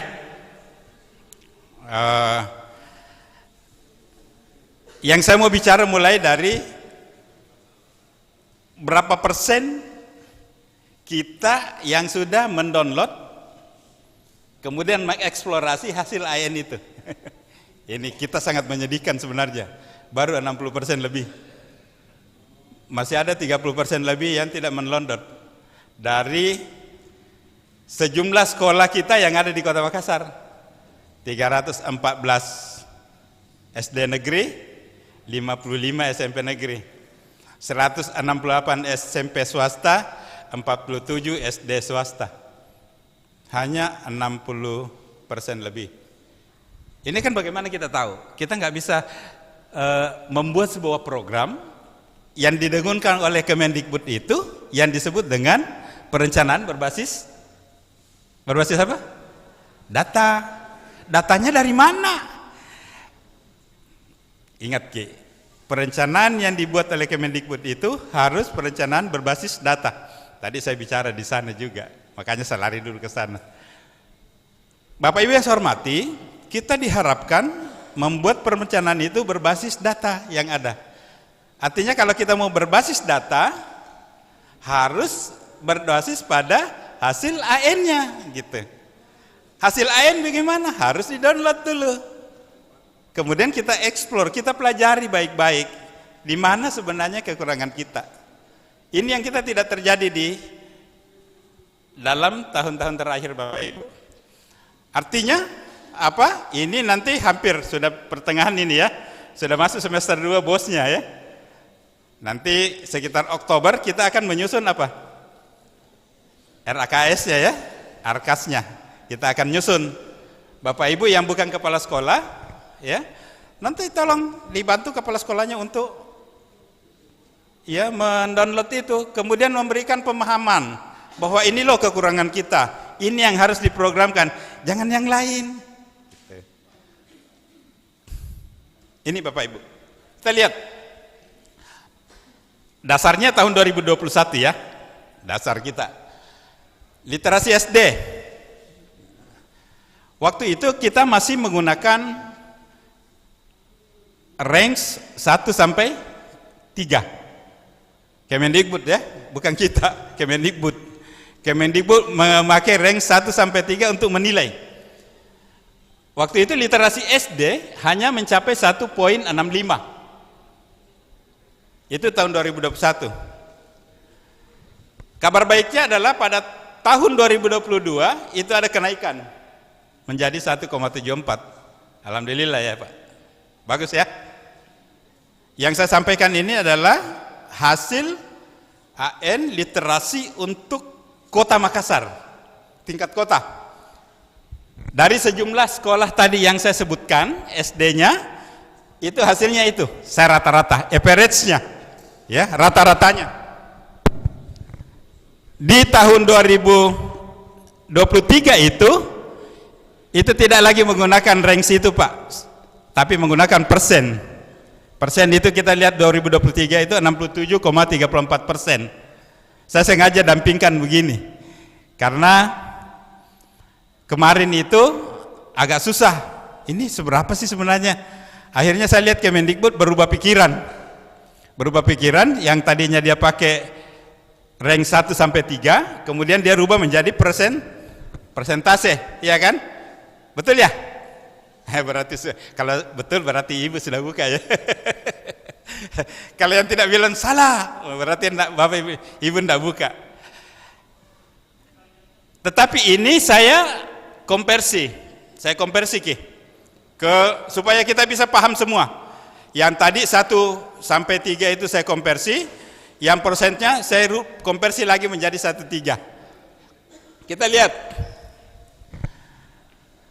Yang 1,65 tadi itu saya konversi ke persen, itu hanya 55%. Ya, nilai kita 55%. Artinya kalau nilai ujian nasional dulu atau Eptanas yang seumuran dengan saya Pak, tahu kan berapa itu? Paling 5 Ji, 5 ya, yang Eptanas dulu, betul. Kemudian di 2022 58%. Ini. Kemudian di 2023 itu 67,34%, dan kalau kita konversi ke 1 sampai 3 berarti sudah di atas 2,03. Ini saya konversi Pak. Kenapa saya konversi begini? Supaya kita bisa paham semua deh. Yang mana ini sebenarnya. Kemudian untuk numerasinya, kita lihat numerasi SD. Numerasi SD tetap ya, tetap untuk tingkat Kota Makassar. Yang saya sampaikan tetap 1,60 ya, itu tetap. Kalau di persentase 53,33 itu dari, artinya tidak ada pengembangan lah, perkembangan yang kita dapat. Oke ya. Untuk literasinya SMP kita lihat mengalami peningkatan juga dari 1,74, 1,75, kemudian konversinya 60,91% itu menjadi 1,83. Ini artinya kalau kita tarik grafiknya meningkat sih, ya. Alhamdulillah ini. Saya syukurnya gitu. Bagaimana dengan numerasinya? Ini numerasi untuk SMP Pak. Ya, di 2023 ini turun. Siapa yang mau disalahkan? Jangan bilang guru matematika nah. Sebentar baru kita lihat literasi numerasi itu seperti apa. Bapak Ibu, turun terus tuh. Saya agak ragu nih 2024 nih. Kalau kita tidak berjuang, kalau kita tidak memberi pemahaman anak-anak kita, turun terus, takutnya nanti tinggal 30% nih. Bahaya nih kita semua. Oleh karena itu, kami undang Bapak Ibu sekalian, ayo kita pikirkan sama-sama bagaimana membantu pemerintah Kota Makassar untuk meningkatkan literasi numerasi kita di sekolah masing-masing. Ya. Kuncinya ada di kita. Bapak Ibu yang saya hormati, seperti apa sih literasi numerasi? Tadi ada yang bertanya kan? Tadi saya dikasih tahu Pak Andisari, bagaimana bisa nggak dikonversi ke literasi sosial, literasi apa lagi? Budaya, literasi apa lagi? Digital, banyak kan? Literasi sekarang banyak nih. Meskipun literasi digital kita sekarang gimana? Kita dihack. Nah, saya sakit hati sekali itu karena ada dihack. Pernah dengar enggak? Dengar ya? Ya, nasional ya? Bahaya loh itu, dihack kita. Tapi udahlah, nanti mereka yang kerjakan, bukan kami kita pikirkan itu. Ya kita pikirkan bagaimana meningkatkan literasi numerasi kita di sekolah. Kemana sih literasi numerasi itu bisa nggak Bisa enggak semua itu? Kalau saya sebagai guru, ya, karena saya juga guru Pak, saya guru kimia, bisa enggak ngajar yang literasi? Bisa. Bisa enggak numerasi? Bisa. Literasi sosialnya bisa enggak? Bisa. Budayanya bisa enggak? Masuk, ya kan? Contoh lah, yang paling gampang nih pembelajaran sejarah aja lah. Ngajar sejarah. Saya suka ngambil contoh sejarah karena istri saya guru sejarah. Kalau dia mau ngajar, saya ajari dulu. Cara ngajarnya kayak gini, biar di sekolah bisa ngajar sejarah, bisa ngajar literasi, bisa ngajar numerasi juga. Contoh kecil ya, contoh kecil. Apa sejarah apa yang kita mau? Siapa guru SD pasti tahu ya sejarah semua kan? Saya tanya, Kerajaan Mataram di mana? Hah? Di mana? Jawa Tengah. Tepatnya di Yogyakarta. Ini saya tanya lagi, apa yang spesial di Kerajaan Mataram itu? Atau kalau di Jogja lah, taruh aja Kerajaan Mataram lagi di Jogja, karena kita bilang tadi di Jogja apa yang ada? Candi? Candi apa itu? Hah? Candi? Ini beda-beda nih, ada yang bilang Prambanan, ada Borobudur nih. Benar gak? Prambanan, ya. Kalau Borobudur di Jogja enggak? Hah? Nah, ini hati-hati nah mengajar. Ini baru literasi apa nih? Daya. Masuk ya. Harusnya dia ada di Magelang, kan? Ini baru posisi. Sekarang saya mau literasinya seperti apa? Kalau saya berada di pusat Kerajaan Mataram, taruhlah titik nol Jogja sekarang yang kita kenal, titik nol ya. Di mana itu? Yang suka biasa ke Jogja? Malioboro. Nol ya? Titik nolnya. Sekarang taruhlah, kalau saya sebut jarak antara titik nol itu sampai dengan Candi Prambanan itu 10 km. Saya cerita nih, apa itu yang saya lakukan? Literasi ya? Literasi kan? Saya mau masuk matematikanya di mana? Jaraknya. Kalau saya tanya, jika saya tanya anak-anakku nah, ini satu soal gini. Jika saya berangkat dari titik nol itu ke Candi Prambanan, menempuh 2 km per jam, berapa jam saya baru sampai ke Candi Prambanan? 5 jam. Apa itu? Apa sih susahnya sebenarnya? Kalau ngajar Bu, guru-guru kemarin kan orang pada bingung kan? Kenapa ini Kemendikbud lagi dia gabung-gabung lagi IPA dengan IPS? Ribut kan? Jadi IPAS. Sebenarnya mau kok ribut. Nah saya kalau ngajar, satu kali ngajar saya bisa ngajar semua kok.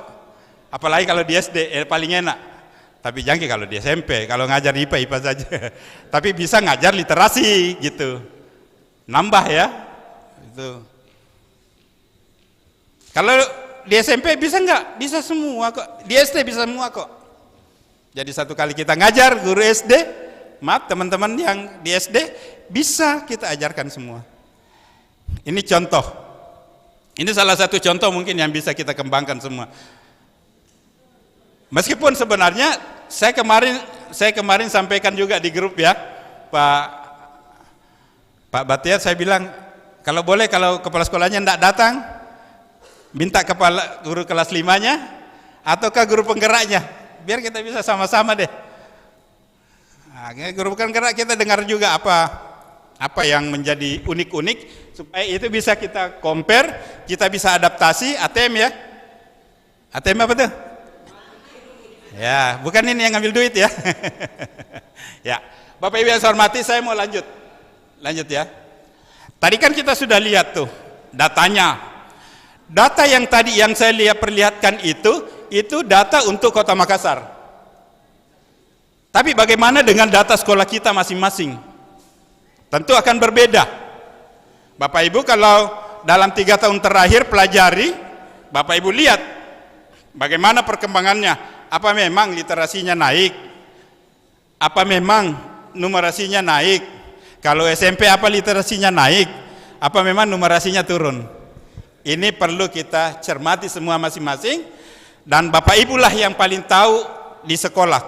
Meskipun saya kadang-kadang kalau duduk Kak Bu di ruangan, saya duduk di ruangan itu saya buka. Ini SD apa lagi nih saya mau buka nih hari ini. Saya lihat, oh SD ini, tapi saya kan tidak mungkin explore di sini ya. Jangan. Nanti Ibu sendiri tahulah, Bapak Ibu tahulah. Nggak enak lah. Saya hanya tahu, oh SMP ini yang bagus literasinya. Oh SMP ini yang bagus numerasinya. Nanti kalau saya bicara kepala sekolahnya baru saya kasih tahu. Kalau di forum begini saya nggak mau. Nggak boleh. Bikin malu orang ya. Ya Bapak Ibu sekalian yang saya hormati, oleh karena itu sifatnya itu fluktuatif. Ada kadang-kadang yang tahun 2021 sebagai standar ya, 2022 naik, 2023-nya turun lagi. Ini yang terjadi di sekolah. Bagi literasi dan numerasi itu semua berlaku seperti itu Bapak Ibu. Tidak ada semua ini saya rata-rata saja itu berlaku semua. Dan ada memang sekolah yang luar biasa. Naiknya luar biasa. Ada juga turunnya luar biasa. Ini Bapak Ibu kepala sekolah perlu kita kontrol ini, sehingga ini akan menjadi Bapak Ibu buat perencanaannya berbasis data tadi. Kan sebenarnya bagus nih. Oh, saya punya turun berarti saya harus fokus ke numerasinya nanti di perencanaan bos saya. Anggaran bos saya harus lari ke sini, jangan lari tempat lain gitu.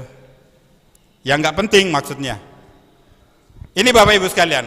Oleh karena itu ini ada beberapa masalah saya ingin ajukan ke Bapak Ibu sekalian, dan ayo kita diskusi. Bagaimana pandangan Bapak Ibu terhadap kebijakan pelaksanaan asesmen nasional saat ini? Oktober ini kita asesmen nasional lagi ya. Oktober sekarang sudah, apakah Bapak Ibu sudah melakukan kalau seperti dulu Eptanas ya? Ada Eptanas dulu kan? Bisa nggak dilakukan misalnya try out kepada anak-anak kita buat trial anak-anak kita, ya bagaimana kita bisa mengukur nanti literasi anak-anak kita, numerasi anak-anak kita, itu. Kemudian bagaimana menurut Anda hasil AN di sekolahnya? Jadi saya tidak mau buka, Bapak sendiri yang buka supaya kita lihat. Kemudian apa yang telah Anda lakukan di sekolah untuk mendorong meningkatkan perolehan AN-nya? Apa yang sudah dibuat? And then yang terakhir, apa ada inovasi? Adakah inovasi yang Bapak Ibu buat untuk meningkatkan literasi numerasi di sekolah tak? Ini yang penting saya mau tanyakan. Dan ini akan jadi PR untuk Dinas Pendidikan Kota Makassar setelah Bapak Ibu jawab ini. Saya minta nanti ada jianunya ya, ada yang nyatet ya. Oke, sip. Bapak Ibu, kami akan catat semua dan ini akan menjadi policy brief untuk pemerintah Kota Makassar. Saya baru saja bicara masalah pendidikan, saya dipanggil pagi-pagi jam 7 sampai jam 9. Di Bapak Wali Kota untuk bicara masalah ini juga. Yang paling tadi yang dibicarakan adalah anak-anak kita yang berkebutuhan khusus. Itu yang kita bicara banyak tadi. Dan ada yang membuat inovasi-inovasi baru. Saya bilang ini kok orang luar buat inovasi, dari mana dia tahu ini? Bisa nggak ya diterapkan? Tapi saya bilang tadi, udahlah kita terima dulu lah. Nanti kita lihat, karena menurut saya, Bapak Ibu yang ada di lapangan, Bapak Ibu yang melaksanakan kegiatan pembelajaran, Bapak Ibu yang itu lebih tahu lah daripada orang luar khususnya. Oleh karena itu saya juga disampaikan, sekolah katanya punya inovasi banyak Pak. Ya saya bilang iya Pak. Insya Allah saya cari momen, saya akan mengundang semua sekolah untuk kita pameran inovasi di tempat ini. Itu saya janjikan. Nanti teman-teman yang punya inovasi nanti kita pamerkan di sini, baru dilihat. Setelah itu baru kita pameran di luar. Saya kira itu Bapak Ibu sekalian yang saya ingin sampaikan. Saya ingin minta pandangan Bapak Ibu terhadap 4 pertanyaan yang ada di atas. Siapa dulu? Ayo, silakan. Itu dulu saya lihat Bu. Saya melihat ke sini tadi, saya tidak lihat. Ya, silakan. Terima kasih. Assalamualaikum warahmatullahi wabarakatuh.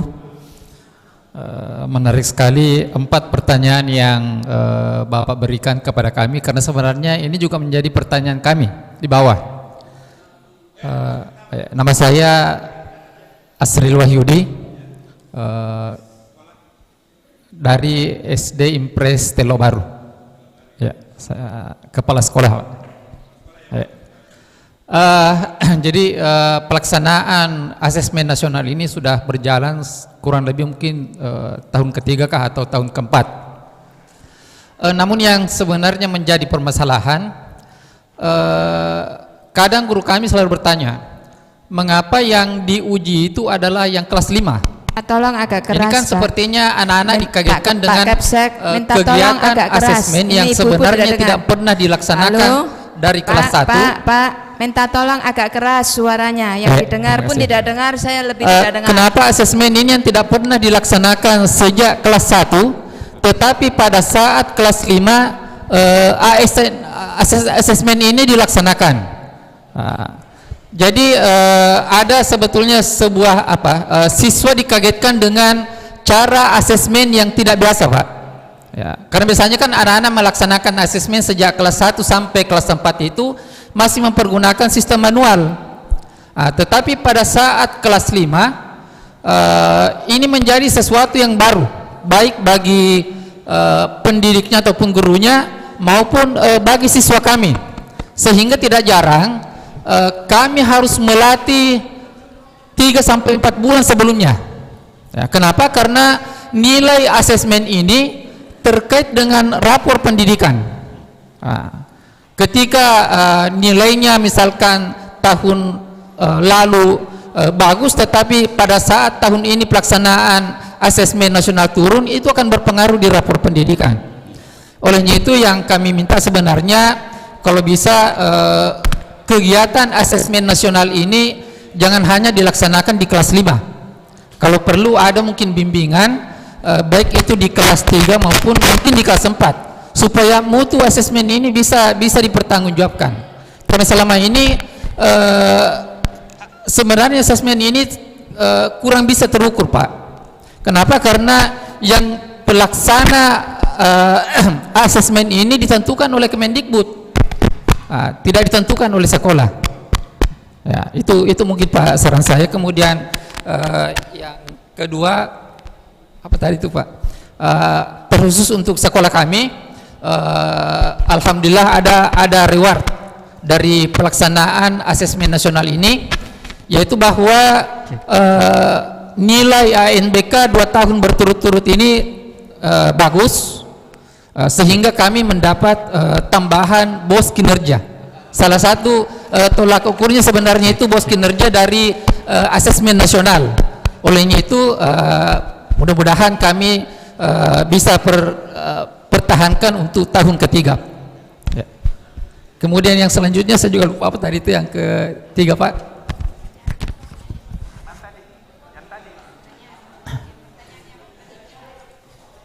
Kemudian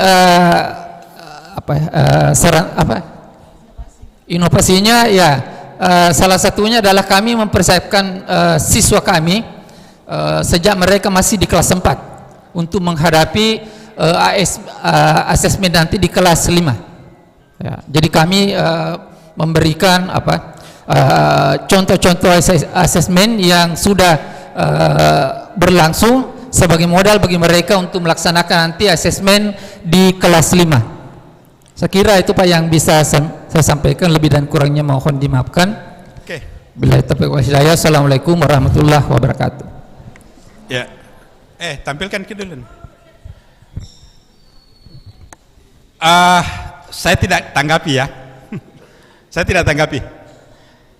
Saya hanya suruh catat. Saya mengambil data. Silakan Bu. Terima kasih. Bismillahirrahmanirrahim. Assalamualaikum warahmatullahi wabarakatuh. Saya Ibu Asriani dari SD Impres Perumnas Antan 3, Kecamatan Manggala. Alhamdulillah tahun ini kami juga mendapatkan tambahan bos kinerja prestasi. Jadi di situ saya lihat arkasnya bos kinerja prestasi. Alhamdulillah. Terkait dengan ANBK yang dilaksanakan di sekolah, apa sebenarnya yang menjadi kendala kami yang ada di lapangan adalah, pertama adalah sarana prasarana yang kami gunakan untuk melakukan kegiatan ini Pak, karena belum mencukupi, sehingga anak-anak itu harus melalui sesi per sesi. Jadi ada kegiatan yang dilakukan sampai sore hari yang memungkinkan anak-anak pada saat mau dites kembali itu ada kecapean. Itu yang termasuk Pak. Yang kedua, ini yang seperti apa yang disampaikan oleh teman kami yang ada di Telo Baru tadi, bahwa ini ditentukan oleh kementerian. Yang jadi masalah di sini Pak, ada anak-anak kami itu beberapa orang yang ikut di kegiatan ini adalah anak yang berkebutuhan khusus, yang dimana jangankan mau jawab itu soal, membaca saja tidak mampu. Itu yang kendalanya kami Pak di sekolah. Alhamdulillah. Selanjutnya, bagaimana menurut Anda hasil? Alhamdulillah untuk nilai rapor kami di sekolah, alhamdulillah walaupun ada naik turun karena mungkin itu akibat apa, dari bahwa anak-anak yang dites itu yang seperti itu tadi saya sampaikan, ada yang ikut yang berkebutuhan khusus, jadi tentu mempengaruhi. Kalau di jumlah nilainya kemudian dirata tentu akan mempengaruhi Pak. Ya, seperti itu. Ini juga tadi dari SMP ketanya ada seperti itu. Selanjutnya, apa yang telah Anda lakukan seperti yang dilakukan oleh teman-teman kami tadi itu,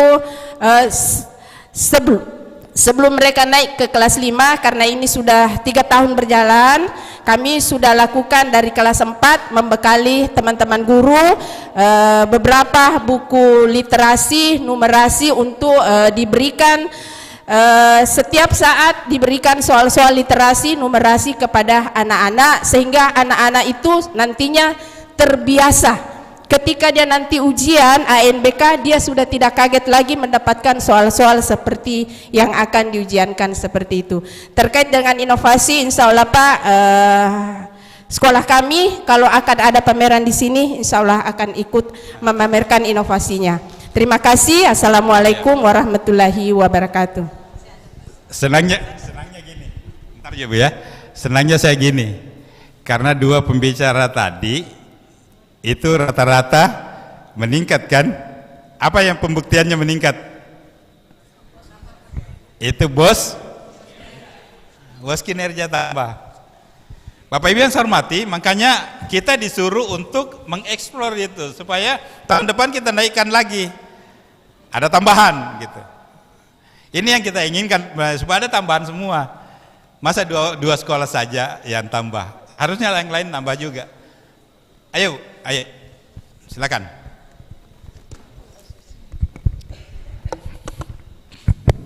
Terima kasih atas kesempatan yang diberikan kepada kami. Perkenalkan, saya Harmiati, Kepala Sekolah UPT SPF SD Impres Telo Baru 2, Kecamatan Manggala. Menurut saya mulai dari nomor 1 ya Pak. Bagi saya asesmen nasional itu merupakan tolak ukur sekolah untuk mengukur keberhasilan literasi dan numerasi di sekolah tersebut, termasuk sekolah kami. Kalau yang kedua, bagaimana pendapat Anda hasil asesmen nasional di sekolah Anda selama 3 tahun terakhir? Alhamdulillah Pak, saya sudah 3 tahun berturut-turut dapat bos kinerja. Karena bos kinerja berkaitan erat dengan asesmen nasional dan berkaitan dengan rapor mutu sekolah, rapor pendidikan sekolah. Kemudian yang ketiga, mengenai apa yang dilakukan di sekolah untuk meningkatkan literasi dan numerasi. Kalau di sekolah saya Pak, alhamdulillah saya setiap tahun saya berusaha menyiapkan buku literasi dan numerasi di sekolah. Itu saya persiapkan. Yang kedua, mulai dari kelas 3 saya literasi digital untuk ulangan tengah semester kami sudah laksanakan dengan menggunakan digital. Sedangkan inovasi yang lainnya, salah satunya Pak yang Bapak sendiri resmikan kemarin di sekolah kami sudah ada lab komputer. Lab komputer itu ada di sekolah kami dengan menggunakan dana BOS. Setiap tahap saya berusaha membeli komputer. Dari situ terkumpul sekarang di sekolah kami sudah ada 18 komputer, ditambah dengan bantuan dari Dinas Pendidikan, terima kasih Pak, ada Chromebooks, ada sebanyak 15. Jadi asesmen kami di sekolah kami alhamdulillah selama 3 tahun berjalan dengan lancar. Dan tahun kemarin juga setelah saya lihat sering mati lampu, akhirnya saya belikan lagi genset dan alhamdulillah asesmennya berlangsung dengan lancar. Itu, makasih. Ya, makasih Bu. Iya, kan sebenarnya kita inginkan seperti itu. Apa sih kekurangan yang ada di kita? Ya, saya memang betul. Saya baru ingat kalau saya yang resmikan ke lab komputernya kemarin Bu ya. Ya, saya datang, saya diundang untuk meresmikan lab komputernya. Alhamdulillah, di sana ada yang dia beli sendiri, tapi ada juga bantuan, Nah, kalau misalnya kita semua bisa melakukan hal yang sama, ya janganlah beli langsung 100, nggak usah. Kalau beli 100 langsung habis ya, habis dana bosnya.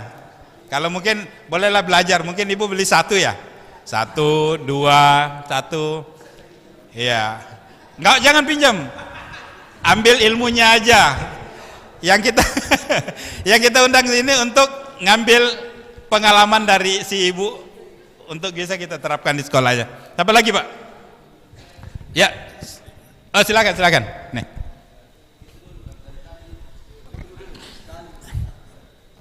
Silakan. Baik Pak, terima kasih atas kesempatan yang diberikan kepada saya. Temannya kayaknya Sarasehan. Saya meluruskan dulu, Sarasehan itu artinya saran pendapat. Jadi biarkan orang memberikan pendapatnya, jangan dipotong semangatnya untuk bertanya seperti itu. Nah, terkait tentang Sarasehan mengenai tentang literasi dan numerasi Pak, kebetulan saya sebagai PLH di SD Impres Pampang 1 Pak. Saya baru 5 bulan di sana Pak. Jadi terkait tentang literasi dan numerasi ini Pak, yang saya lakukan untuk sementara waktu ini, bagaimana saya buku-buku yang terkait tentang buku literasi dan numerasi saya berusaha untuk drop ke perpustakaan, karena kebetulan ada perpustakaan Pak. Karena kondisi di lapangan Pak di Pampang itu tentu berbeda dengan kondisi di sekolah lain. Jadi ada memang secara demografi dan secara kultur itu pasti ada perbedaan. Nah, itu saya mencoba untuk mengurai di situ. Yang kedua, tentu memang kita membutuhkan bantuan Chromebook, dan itu saya sangat berterima kasih sekali karena ada dari Kementerian Pendidikan ada sebanyak 15 unit.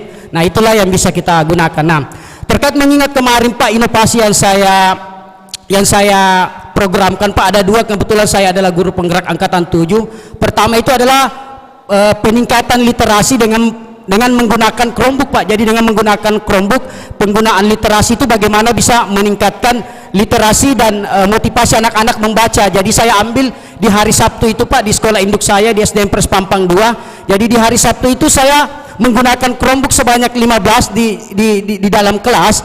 Jadi karena peserta didik saya ada 30, jadi satu Chromebook itu ada 2 orang. Jadi di dalam Chromebook itu kan kita bisa menyelipkan, kita bisa menyematkan beberapa bentuk-bentuk bacaan, apakah dia tentang bacaan tentang misalkan fabel, tentang legenda dan semacamnya. Kita sematkan link di situ, jadi anak-anak membuka dengan menggunakan akun Belajar ID, anak-anak bisa langsung connect di situ bagaimana dia membaca. Kenapa? Karena ketika anak menggunakan HP atau laptop, dia lebih semangat Pak ketimbang dengan buku seperti ini. Dan terkait juga tadi bahwa literasi dan numerasi ini terkait dengan di lingkungan sekolah, memang pemerintah harus hadir, yaitu bagaimana mengintervensi Pak. Intervensi pemerintah di sini adalah ya bisa seperti ini, bagaimana sekali sebulan atau sekali dalam satu semester mempertemukan bagaimana inovasi-inovasi tentang sekolah yang ada di Manggala itu bisa dikombin dengan sekolah yang ada di Panakukang, sehingga ada kombinasi apa yang perlu diamati, apa yang perlu ditiru, dan apa yang perlu dimodifikasi. Saya pikir semua orang punya nilai plus dan minusnya, tergantung memang niatnya Pak. Namun terkadang memang biasa lain di konsep kita, lain di lapangan, karena memang banyak hal yang mempengaruhi, sehingga proses perencanaan itu memang butuh memang konsistensi dan istiqomah Pak. Nah, terkait juga literasi tentang guru Pak, bagaimana saya juga sarankan kepada pengambil kebijakan, misalnya Dewan Pendidikan dalam hal ini, Dewan Perwakilan Rakyat, guru juga itu mungkin kurang literasi tentang undang-undang Pak. Bagaimana kalau itu sebagai masukan itu, kalau perlu undang-undang itu dibukukan dan dikirim ke sekolah masing-masing. Mungkin yang kita terlalu pahami itu adalah tentang Undang-Undang Nomor 20 tentang 2005 tentang Sistem Pendidikan Nasional. Pasti itu yang hanya kita kuasai. Tetapi bagaimana turunan-turunannya itu, bagaimana tugas dan tanggung jawab seorang guru, bagaimana misalkan kode etik seorang guru, bagaimana guru tentang menilai, bagaimana guru tentang mengolah data, itu kan ada turunan-turunan aturannya. Nah, guru mungkin di situ kemampuannya ada, iya, membaca iya, kemauan ada, tetapi daya baca itu yang kurang. Nah, ini mungkin yang perlu kita pikirkan bersama, bagaimana kemauan, bagaimana kemampuan, dan bagaimana daya baca itu bisa meningkat. Ini yang perlu kita mungkin cari solusinya. Karena kalau kita membaca WA misalkan, kita ada punya kemauan, kita punya ada semangat untuk membaca, tetapi daya membaca itu yang kurang. Misalkan kita membaca buku dalam satu bulan, belum tentu kita bisa mampu mengurai apa bacaan yang bisa kita baca. Mungkin itu salah satu yang bisa saya bagi. Assalamualaikum warahmatullahi wabarakatuh. Ya, terima kasih Pak, terima kasih masukannya. Saya kira itu tadi yang saya bilang ya, siap-siap saja saya undang, cuma saya cari momen. Tadi saya diskusi di rumahnya Bapak Wali Kota untuk itu. Bagaimana nanti kita di sini modelnya masing-masing sekolah bisa menunjukkan ini loh inovasi saya dari sekolah saya. Karena saya sudah diajak sebenarnya untuk di tempat lain, saya bilang tidak, saya di kantorku dulu saya buat. Saya harus lihat dulu apakah itu layak untuk kita pamer ataukah belum. Nah, jadi kita di sini dulu semua. Apakah mungkin saya cuma cari momen, apakah nanti di 17 Agustusan atau gimana? Karena tinggal itu momen yang dekat ya. Dan kedua, saya akan bicarakan dengan Pak Kadis, kita berikan penghargaan lah teman-teman, karena ini harus bisa diadaptasi oleh teman-teman yang lain. Nah, sekarang Bapak Ibu sekalian yang saya hormati, tadi juga sudah banyak yang teman-teman yang sudah dapat tambahan bos-bos ya, bos kinerja. Yang penting jangan bos-bos ini Bu, yang penting bosnya ya, bos kinerja, bos afirmasi ya, macam-macam. Ada satu juga tadi Ibu bilang di sekolahnya ada orang disabilitas ya Bu ya. Ini penting, saya hanya teringat bahwa tahun ini kita semua wajib untuk menerima disabilitas. Tetapi setelah itu Bapak Ibu tolong disampaikan ke Dinas Pendidikan sekolah ada berapa disabilitas yang ada. Karena kami akan mengundang untuk guru-guru yang akan membimbing. Kami harus mengundang. Kalau Ibu tidak melaporkan, pasti tidak diundang sekolahnya. Taruhlah misalnya SD tadi, SD apa, Telo Baru 2, kalau tidak laporkan ada disabilitas, kita tidak akan undang. Nanti yang lain saja. Tapi kalau ada, kita undang untuk kita bimbing gurunya, satu orang guru khusus untuk menangani disabilitas ini. Bapak Ibu yang saya hormati, saya punya pengalaman satu untuk disabilitas. Dulu saya tidak cerita orang, istri saya itu pernah ngajar SD. SD itu SD-nya di Tamalandrea, pas dekat rumah saya. SD Tamalandrea 5 namanya, pas samping rumah. Saya bilang di sini ngabdi, karena dia kan bukan ASN. Saya bilang ngajar aja. Setelah itu pulang. Terus di sekolah itu ada 2 orang anak yang punya kemampuan, kalau orang di bawah ya, tapi disabilitas lah. Kalau orang kita di Makassar bilang muka 1000 ya, muka 1000 ya, nggak tahu itu. Saya nggak tahu satu mukanya, tapi orang di Makassar bilang muka 1000. Oh namanya ya. Nah itu ada. Terus istri saya itu guru bahasa Inggris. Jadi dia bilang, saya kan ngajarnya sekali-sekali aja kan, setelah ada jam baru ngajar. Saya bilang kalau gitu tangani anak itu. Terus dia tangani. Anaknya sekarang sudah besar Pak, sudah pintar. Bahkan dia bikin cemburu saya. Satu waktu saya berjalan dengan istri saya, pagi-pagi masih jauh dia lihat, teriak, ibu, langsung dia peluk istri saya. Saya bilang, wah ini berani-berani juga ini anak ini meluk istri saya ini. Ternyata istri saya cerita itu yang dulu yang muka 1000 sudah pintar sekarang.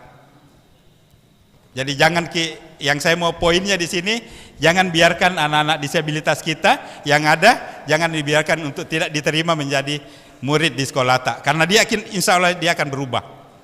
Bisa berubah Bapak Ibu, bisa. Karena sebenarnya tinggal mereka dieksplor dia punya pengetahuan. Kemarin juga ada satu pegawai perbankan di Kota Makassar, saya nggak saya sebut dari bank mana, datang ke saya, Pak, saya mau konsultasi. Saya bilang, saya mau bercanda, saya bukan konsultan sebenarnya. Tetapi datang sudah terlanjur masuk di ruangan, bicara, Pak saya punya anak, usianya 4 tahun. Terus kenapa Pak, Bu? Boleh nggak saya kasih sekolah? Wah itu luar biasa, Ibu kasih sekolah. Di mana? Di PAUD. Saya tunjukkan PAUD. Anak saya Pak, usia 4 tahun ini, anak saya itu udah pintar nulis, udah pintar membaca. Luar biasa, pengetahuannya, intelektualnya tinggi. Tapi ada satu, kalau ngelihat orang dia menjauh. Bagaimana caranya? Saya bilang, kasih sekolah Ki, supaya dia bisa bersosialisasi. Anak ibu kurang sosialisasi. Dia bilang, iya Pak, karena di rumah saja sama ART saya, ditambah ada satu temannya Pak, handphone. Ini membuat dia kurang bersosialisasi. Jadi saya suruh tahun ini anak ibu harus bersekolah di PAUD, supaya dia bisa bersosialisasi dengan orang-orang lain, dia bisa saling memahami. Ini susahnya ya. Bapak Ibu yang saya hormati, ada lagi tambahan? Ayo, siapa lagi ya? Mana tadi? Mic-nya. Nggak ada mic. Mana tadi mic-nya? Mic.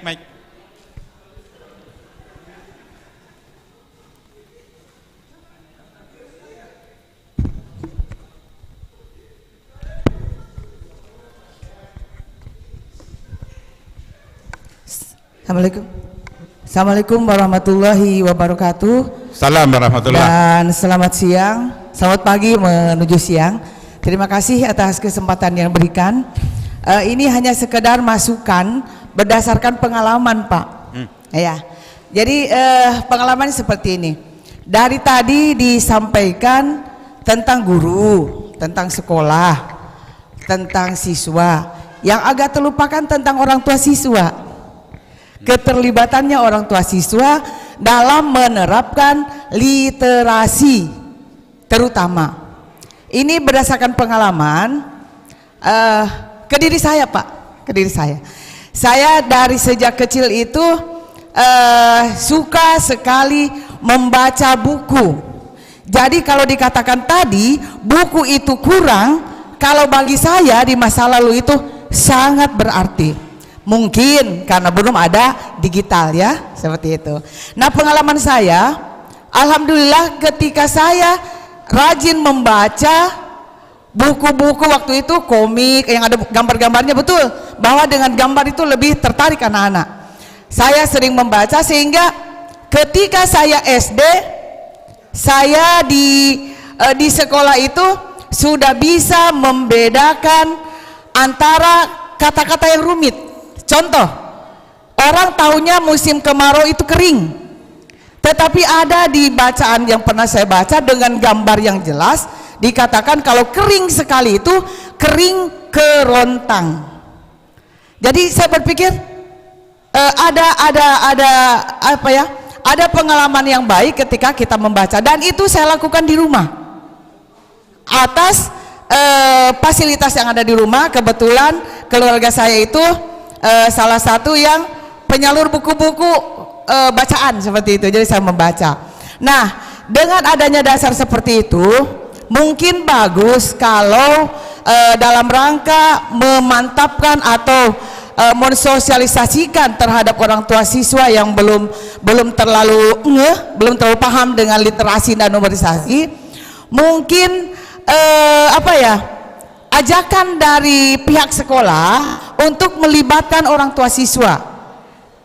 Dalam hal ini mereka bukan berarti mereka harus ke sekolah sama-sama memberikan pelajaran, tetapi berikan mereka semacam semangat untuk mengajarkan anaknya, terutama anak yang masih dini, anak yang baru TK untuk menuju ke SD. Kenapa? Karena kalau pengalaman saya Pak, kalau dari kecil sejak dini kita sudah membaca, memahami makna-makna kalimat, alhamdulillah waktu saya ujian kelas 6 SD saya mendapat approach dari guru saya. Ketika saya ujian, saya paling terlambat selesai, tetapi alhamdulillah, mohon maaf kalau saya berbangga hati, alhamdulillah peringkat 1, sehingga guru saya pada saat itu tabe kepada pengawasnya, jangan ganggu siswa saya ini, biar sampai selesai jam berapa biarkan dia, tunggu.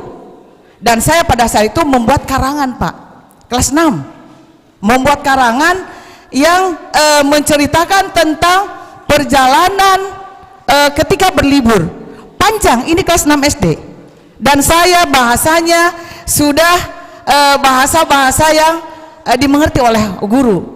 Jadi dalam ini dengan pengalaman saya berpikir pembelajaran siswa di rumah itu sangat membantu.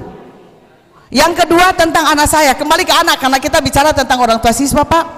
Anak saya diajari oleh suami saya ya, mantan pacar saya, ketika diajak naik motor dia berada di depan, karena pada saat itu masih zamannya Vespa, ada kan? Kalau sekarang Beat ya, Beat juga masih bisa berdiri.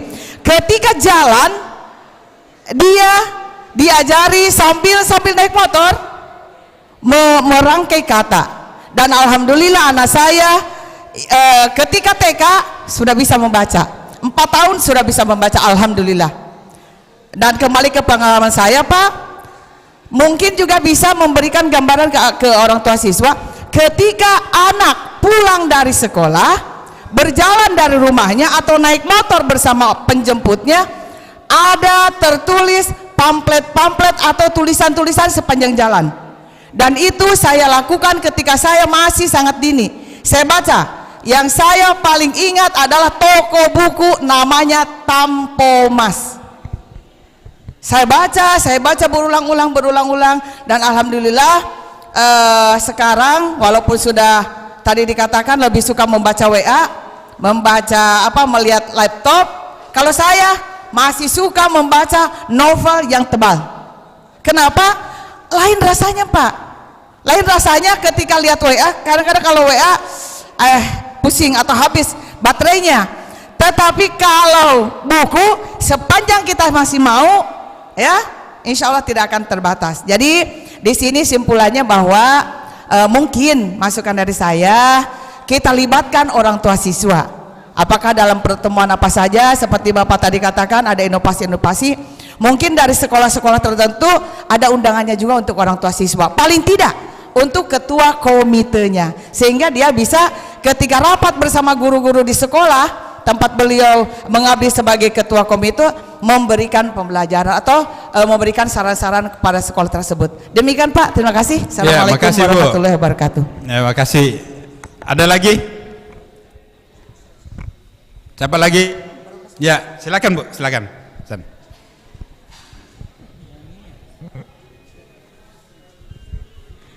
Baik, bismillah. Assalamualaikum warahmatullahi wabarakatuh. Salam. Terima kasih atas kesempatannya. Saya berdiri di sini mewakili kepala sekolah karena beliau sedang berhalangan untuk hadir. Nama saya Hasniati dari SMP Islam Terpadu Wahda Islamiyah. Kalau tadi yang berbicara semua Bu dan Bapak kepala sekolah dari SD, sekarang mungkin SMP. Iya. Jadi mungkin dari nomor 1 sampai 3 sudah terbahaskan oleh Bapak dan Ibu kepala sekolah. Tapi untuk nomor 1 menurut saya dengan dipilihnya secara random dari pemerintah pusat mengenai anak-anak yang akan ikut asesmen nasional, ini menjadi semangat untuk kita mendidik anak di sekolah. Bukan hanya yang dilejitkan itu beberapa orang, tapi semua untuk kita lejitkan, karena sekali lagi pemilihan dari pemerintah pusat itu random. Dan untuk poin keempat, inovasi apa yang kami lakukan? Yang pertama, kepala sekolah dari beberapa tahun yang lalu sudah mendorong kita ketika asesmen apapun itu, baik asesmen formatif, tengah semester, dan harian, kita wajib menggunakan soal asesmen AKM. Jadi kami menggunakan 5 jenis soal, meskipun itu ujian harian. Dan yang kedua, di sekolah kami ujian menggunakan digital. Sudah 3 tahun terakhir, ujian kami selalu digital, menggunakan handphone, dan kami kelola soal itu menggunakan Google Form. Selain inovasi yang kami gunakan seperti itu, kepala sekolah memberikan kami, memfasilitasi kami menambah buku di perpustakaan. Alhamdulillah perpustakaan kami akreditasi A dan selalu dipantau oleh Dinas Perpustakaan Makassar. Dan sekolah kami juga sudah menerapkan buku digital. Selain itu, untuk meningkatkan literasi ini, kami selalu mengadakan porseni cerdas cermat untuk seluruh siswa. Dengan ini melatih siswa untuk mengetahui jenis-jenis soal dan seterusnya.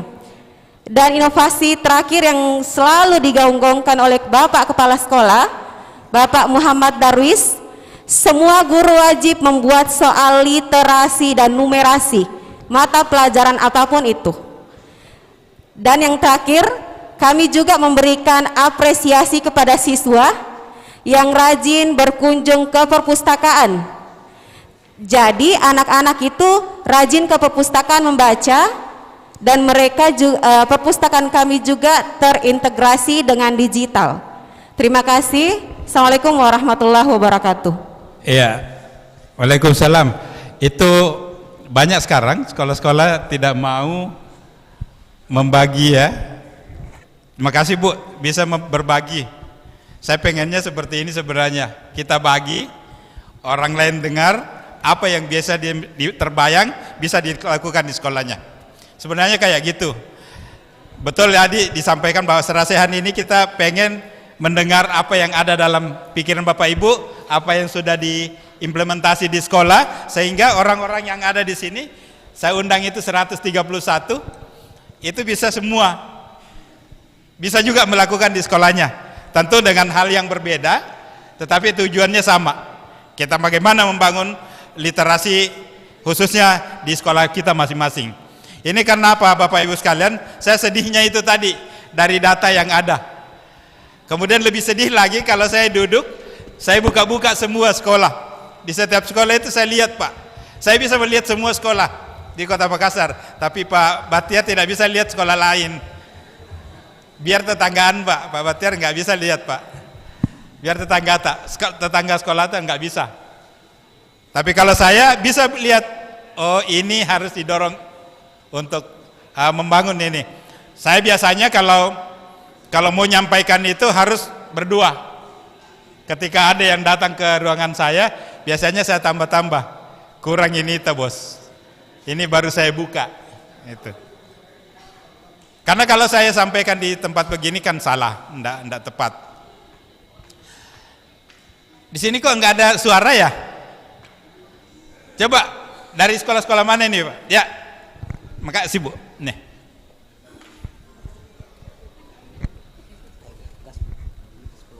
Udah jam berapa?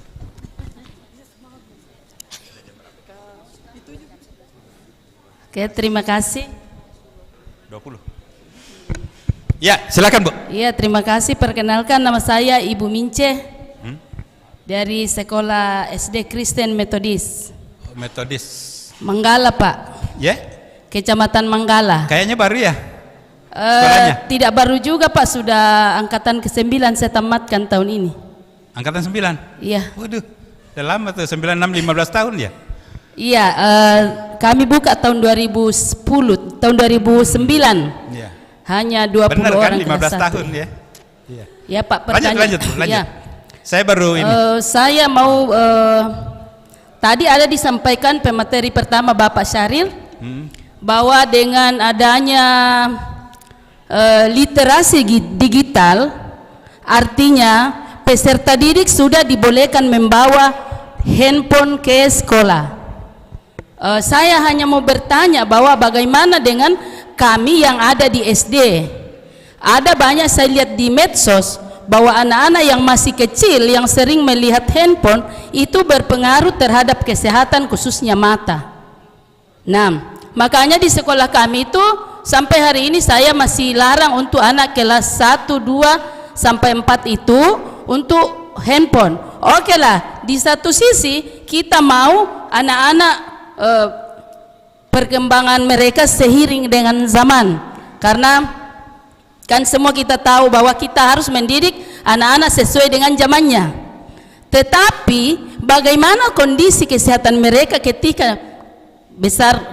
Sementara saya lihat, saya baca di medsos bahwa kalau radiasi handphone itu mengganggu pertumbuhan anak, itu kadang-kadang untuk penglihatan susah disembuhkan. Dan saya lihat ada beberapa teman saya anaknya masih kecil karena orang tuanya sibuk, selalu diberikan HP.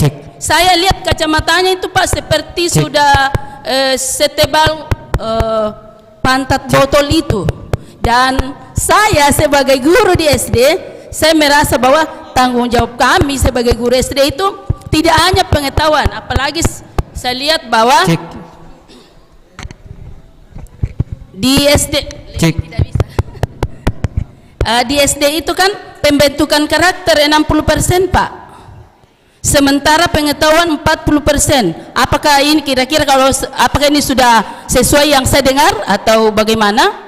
Sehingga saya katakan bahwa kita bentuk dulu karakternya anak. Karena susah ketika sepintar apapun ketika karakternya sudah rusak, Pak, ya. Contoh, anak-anak kita yang masih kecil melihat apapun di HP itu mereka terima dengan polos, dan itu kami lihat di anak-anak SD. Jadi menurut saya, Pak, kalau HP bolehlah kalau sudah kelas 5, 6, SMP ke atas. Tetapi untuk SD, bagi saya pribadi sebagai guru dan orang tua, saya belum terlalu membolehkan anak saya dan anak murid saya. Saya katakan bahwa bolehlah kalian lihat Sabtu Minggu, ya. Tetapi untuk diporsir seperti itu, rasa-rasanya saya belum bisa terima 100%, Pak, ya. Secara pribadi saya mohon nanti masukannya kira-kira seperti apa, karena kita ini pendidik, bukan saja pengajar, ya. Artinya seluruh kehidupan peserta didik kita harus perhatikan, apalagi kami SD betul-betul dasar. Ya, saya selalu sampaikan guru bahwa kita itu dasar. Kalau dalam pendidikan di TK, anak-anak paling 2 tahun atau ada yang 3 tahun yang orang tuanya sibuk. Masuk SD 6 tahun. Artinya 6 tahun itu guru SD dituntut betul-betul dasarnya bagus. Kita lihat SMP 3 tahun, SMA 3 tahun juga, kuliah mungkin ada bisa 4 tahun. Nah, ini yang menjadi persoalan saya pribadi dan sekolah saya, Pak, kira-kira bagaimana ini generasi kalau masih kecil sudah kalau semua yang 6 literasi tadi terapkan, saya lihat bahwa mungkin 1 sampai 3 lah boleh untuk SD dulu Pak. Kira-kira bagaimana itu, seperti apa? Mohon masukannya Pak, karena saya betul-betul mau ini generasi yang kita bentuk ini betul-betul bagus Pak. Jadi tidak hanya dari segi, karena yang kita bahas tadi rupa-rupanya kita fokus kepada ilmu pengetahuannya Pak. Terima kasih. Iya. Cek. Kasih keras.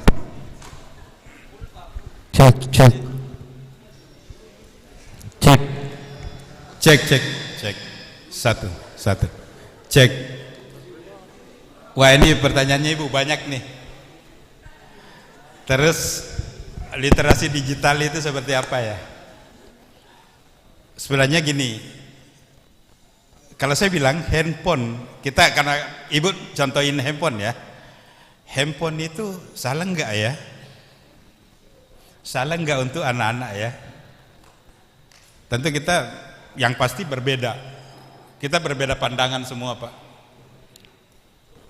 Ada yang pasti mengatakan bahwa handphone itu boleh, ada juga yang nggak boleh. Nah sekarang bagaimana kita memanfaatkan itu? Tahu nggak Pak? Saya termasuk orang yang menghapus semua media sosial, mulai dari Twitter, IG, apalagi TikTok. Nggak pakai saya. Terus apa lagi? Facebook itu juga mau. Karena kenapa? Wah, ada lagi ya? Oh itu baru dengar gue tuh, baru dengar saya itu Bu. Oh gitu ya? Ini judi online ya? Ini banyak sekali sekarang Pak. Dan ini harus kita protek. Intinya protek Bu, kalau saya kita proteksi sajalah. Tapi masalahnya kita proteksi diri bisa enggak? Bisa enggak kita proteksi anak-anak kita? Saya senang Ibu bisa proteksi. Mungkin kelas 4 bolehlah, tetapi kapan bisa digunakan? Ya, persoalannya di rumah. Persoalannya di rumah ya. Terkadang juga saya emosi Bu sebenarnya. Emosi di sini diskusi. Kalau ketika orang tua itu menyalahkan sekolah, saya bilang hitung dulu. 1 jam itu berapa hari sih? Berapa 1 hari itu berapa jam sih saya bilang? 24 jam kan? Anak itu di sekolah dari jam berapa sih? Jam 7 sampai jam kurang lebih 8 jam ya. Di rumah berapa jam? Sisanya kan 16 jam. 16 jam itu harusnya ada beberapa komponen yang berfungsi. Orang tua sama lingkungan sekitar. Kalau ini tidak berfungsi dengan baik, tunggulah. Alhamdulillah ini saya terapkan untuk diri saya Bu, dengan anak saya. Cuma anak saya sudah dewasa semua, jadi nggak bisa lagi sekarang. Udah pandai-pandai semua, lebih pandai dari saya lagi digitalnya ya. Bapak Ibu yang saya hormati, jadi kalau pandangan saya bahwa teknologi informasi yang ada sekarang ini sebenarnya tidak terlalu bermasalah ketika itu bisa Ibu terapkan seperti Ibu di sekolah. Oke lah, kelas 1 tunggu dulu deh, kelas 2 tunggu dulu deh, bukan itu. Kelas 3 tunggu dulu deh. Karena yang harus dibangun di 1 sampai 3 itu seperti yang Ibu bilang. Saya sepandangan itu. Saya sependapat dengan itu. Karakter yang harus dibangun dulu. Saya Bu kalau bicara di Taman Kanak-kanak, di PAUD kita di Makassar itu 673. Ada 673 PAUD TK. Sering diundang. Biasa sampai 3 kali saya bicara. Berturut-turut itu, hari ini, besok, lusa. Apa yang saya bilang? 1G. Jangan maki ajar anak-anak kita untuk membaca. Jangan maki ajar anak-anak kita untuk berhitung dulu, belum pi waktunya. Jangan maki ajar anak-anak kita untuk menulis, belum pi masanya. Yang perlu adalah pendidikan karakter dia. Saya tanya, ada pernah saya tanya, Bu, Ibu masih terapkan enggak? Sebelum masuk di kelas itu, anak-anak itu berbaris. Di SD masih kan? Itu penting. Kenapa? Karena itu kita memberi pembelajaran karakter kepada anak kita. Karakter untuk menempatkan dirinya di mana, kapan dia harus antre. Kita kan kadang-kadang lupakan itu, Pak. Hal kecil sebenarnya. Mohon maaf ya, ini ada, saya lihat panitia siapkan ini. Dan ini mirip dengan di biasanya hajatan. Di hajatan kan? Kadang-kadang di hajatan kan kita sudah terapkan di sekolah nih. Ngajarin anak-anak sebelum masuk kelas, ayo baris dulu deh. Bukan disuruh baris untuk apa-apa, disuruh baris untuk memahami bahwa kalau saya di sini, saya duluan. Kalau saya di sini enggak boleh saya nyalip orang gitu. Itu yang saya terapkan, Pak. Tahu enggak? Saya di Makassar 2005, pindah di Makassar 2005. 2006 kepala dinas itu menawari saya satu jabatan. Apa saya bilang? Pak, jangan. Pak Kadis waktu itu mungkin masih ingat semua, yang senior-senior, Pak Asmin ya. Masih ingat kan? Pak Asmin panggil saya. Dalam bahasa Bugis dia bilang, masih pintar jago bahasa Bugis? Masih jago, Pak, saya bilang. Kau isi itu nanti jabatan. Saya bilang jangan, Pak. Masih ada senior di situ. Kasih duluan dulu, Pak. Kalau dia sudah pensiun baru saya masuk. Kenapa? Saya sangat menghargai itu. Saya sangat menghargai. Ketika saya dulu di situ saya perintah-perintah itu, senior kan tidak bagus. Saya kasih. Masuk dulu, Pak. Karena waktu itu, apalagi saya waktu itu baru menginjakkan kaki, belum sampai setahun di Makassar. Itu yang saya lakukan. Ada hal yang sangat penting kita ajari kepada anak-anak kita. Hal kecil itu, yang tadi yang saya bilang berbaris, saya bilang di guru taman kanak-kanak itu, jangan lupakan ini. Jangan dilupakan, ini harus dilakukan. Ternyata di SD juga masih berlaku ya. Jangan lupa Bu itu. Itu adalah penting. Banyak makna di situ. Nanti Bapak Ibu lihat sendirilah. Dan itu saya diajari itu. Diajari secara langsung di sekolah dan di rumah. Dan itu tertanam pada diri saya sampai sekarang. Jadi Bapak Ibu sekalian, saya setuju bahwa karakter itu sangat penting. Bapak Ibu ajarkan terutama di sekolah dasar.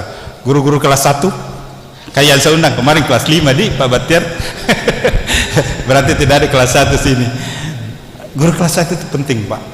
Tapi anak-anak kita ajar dia karakter, ajar dia integritas, ajar dia kejujuran. Banyak hal yang kalau kita bicara karakter, tentu banyak hal ya, banyak hal yang harus kita ungkap. Tetapi saya hanya ungkap itu, kejujuran, integritas, dan komitmen dia. Ya, dia bisa memahami orang lain. Dia mampu memahami orang lain. Dia mampu menghargai orang lain. Itu yang sangat penting. Kemarin waktu saya buat ini saja, saya judul ini. Judul serasehan Dewan Pendidikan, saya bilang jangan kita pakai serasehan. Saya hanya ingin melihat kita korek apa yang telah dilakukan di sekolah untuk membangun ini, kemudian kita buat simpulannya. Ini sudah beberapa kecamatan, Pak, sudah banyak kita kumpul, dan ini akan menjadi satu buku lagi nanti, Bu. jadi buku untuk kita serahkan ke Pak Wali bahwa ini yang harus dilakukan Dinas Pendidikan meskipun saya ada di sini. Itu Bapak Ibu sekalian, makasih Bu masukannya, banyak hal yang memang yang harus dilakukan, tetapi pada prinsipnya literasi digital itu sangat penting pada prinsipnya itu, dan anak-anak kita tinggal kita memproteksi bagaimana penggunaan handphone kalau di sekolah ya. Tapi ini memang lagi-lagi tren juga didiskusikan, ada yang iya kan, ada yang enggak. Ya sangat tergantung sih, kalau menurut saya sangat tergantung bagaimana kita memproteksi anak-anak kita itu.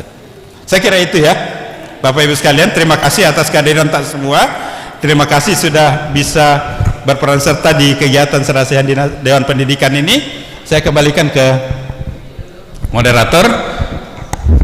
Terima kasih, saya akhiri. Assalamualaikum warahmatullahi wabarakatuh.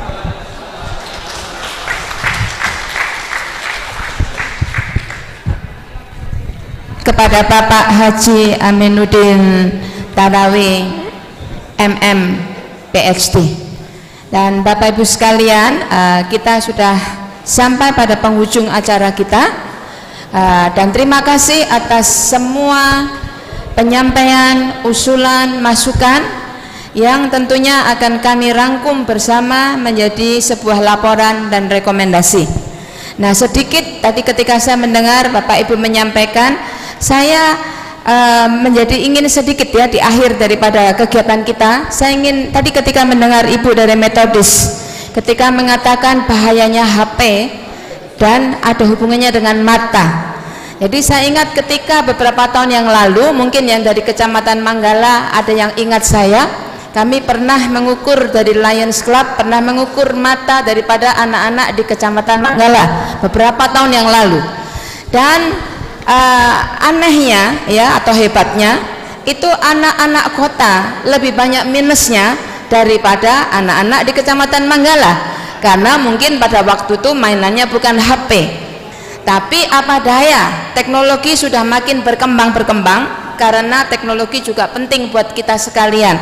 Jadi tentunya saran usulan dari Bapak Ibu yang melibatkan orang tua supaya orang tua memberi batasan itu tentunya sangat bermanfaat sekali ya. Ini rangkuman dari saya sebagai moderator pada saat ini. Karena selain dampak negatifnya, tentunya juga ada dampak positifnya. Seperti tadi Ibu yang di ujung sana tadi yang mengatakan murid-muridnya diajarin Canva, itu luar biasa sekali. Saya pun belajar Canva ya, dan saya pun yakin bahwa literasi digital itu bisa dihubungkan dengan literasi finansial, karena di teknologi banyak juga aplikasi-aplikasi seperti itu. Dan juga orang tua ketika Ibu mengatakan buku, saya jadi ingat, saya ini boleh dibilang dikatakan dijulukin penterjemah yang ya bukan sombong, bertambah yang cukup hebat, pintar bahasa Inggris. Karena apa? Karena ketika saya kecil banyak baca komik bahasa Inggris. Nah, saya tidak tahu bagaimana di perpustakaan masing-masing sekolah apakah ada buku-buku komik-komik baik itu bahasa Inggris. Nah, saat ini di YouTube itu banyak sekali kartun bahasa Inggris. Saya perhatikan anak kecil, anaknya staf saya yang dari kecil sudah pegang HP, tentunya hati-hati dengan mata tetap, mungkin bisa diberikan kacamata radiasi sekarang murah-murah. Itu anak-anak yang belajar bahasa Inggris dari YouTube hanya lihat kartun, saya hampir yakin seluruhnya itu bahasa Inggrisnya dahsyat sekali, aksennya pun luar biasa. Jadi memang di dalam perkembangan dunia pendidikan, perkembangan zaman ini, tentunya apa yang ekses, apa yang berlebihan tentunya tetap tidak sehat ya.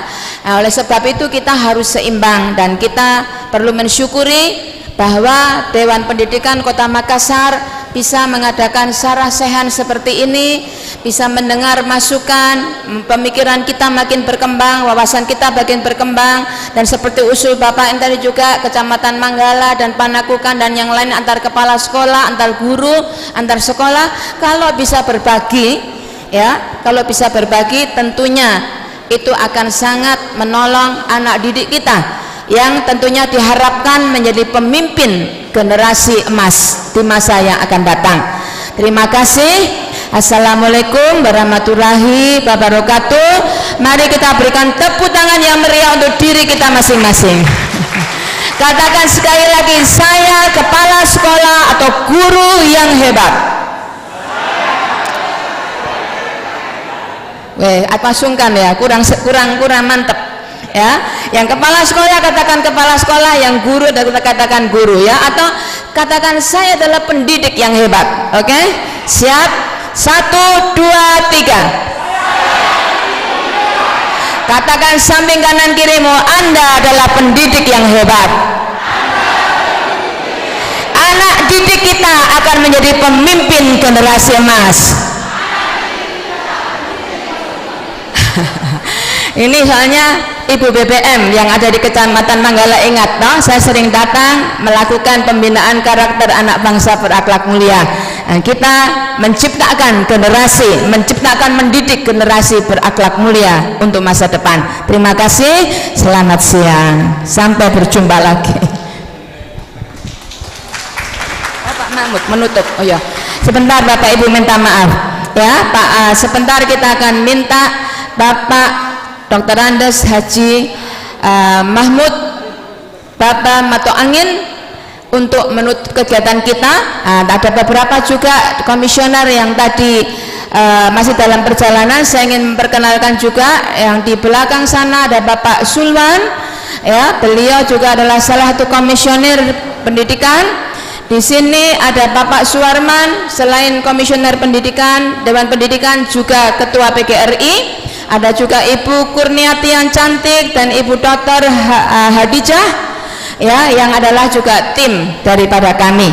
Dan sebelum Pak Mahmud akan menutup, satu permintaan terakhir, mohon berikan aplaus kepada tim multimedia yang di sana ya.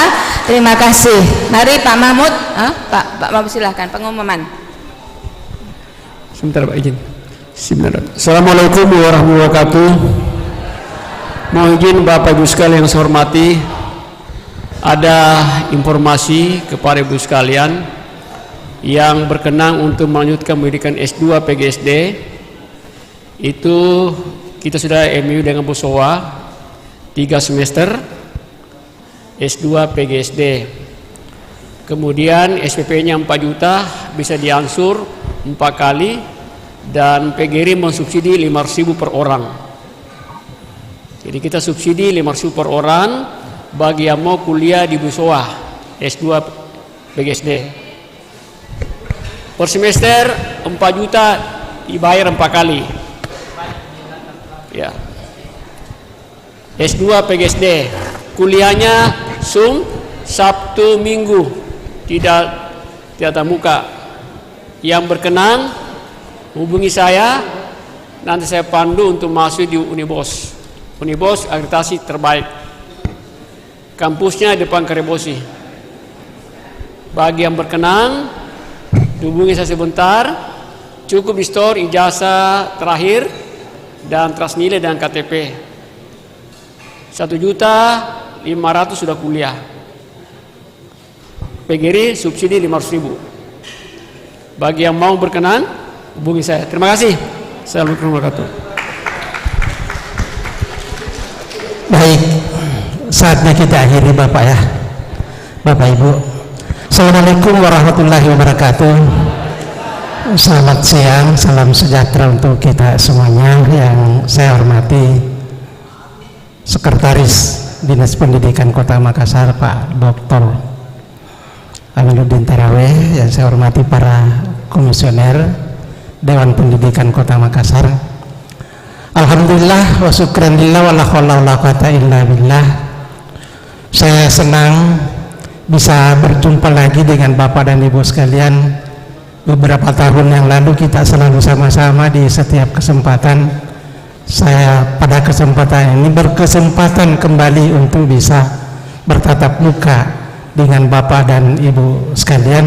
Ini adalah satu kesyukuran, satu kebahagiaan tersendiri bagi saya.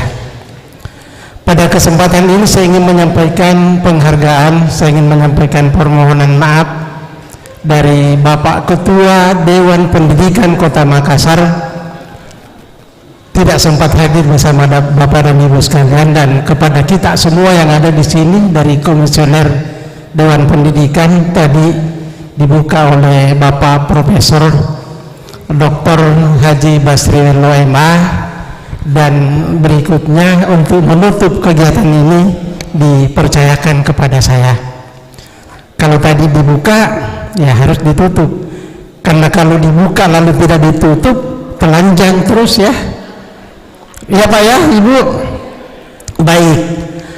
Kalau tadi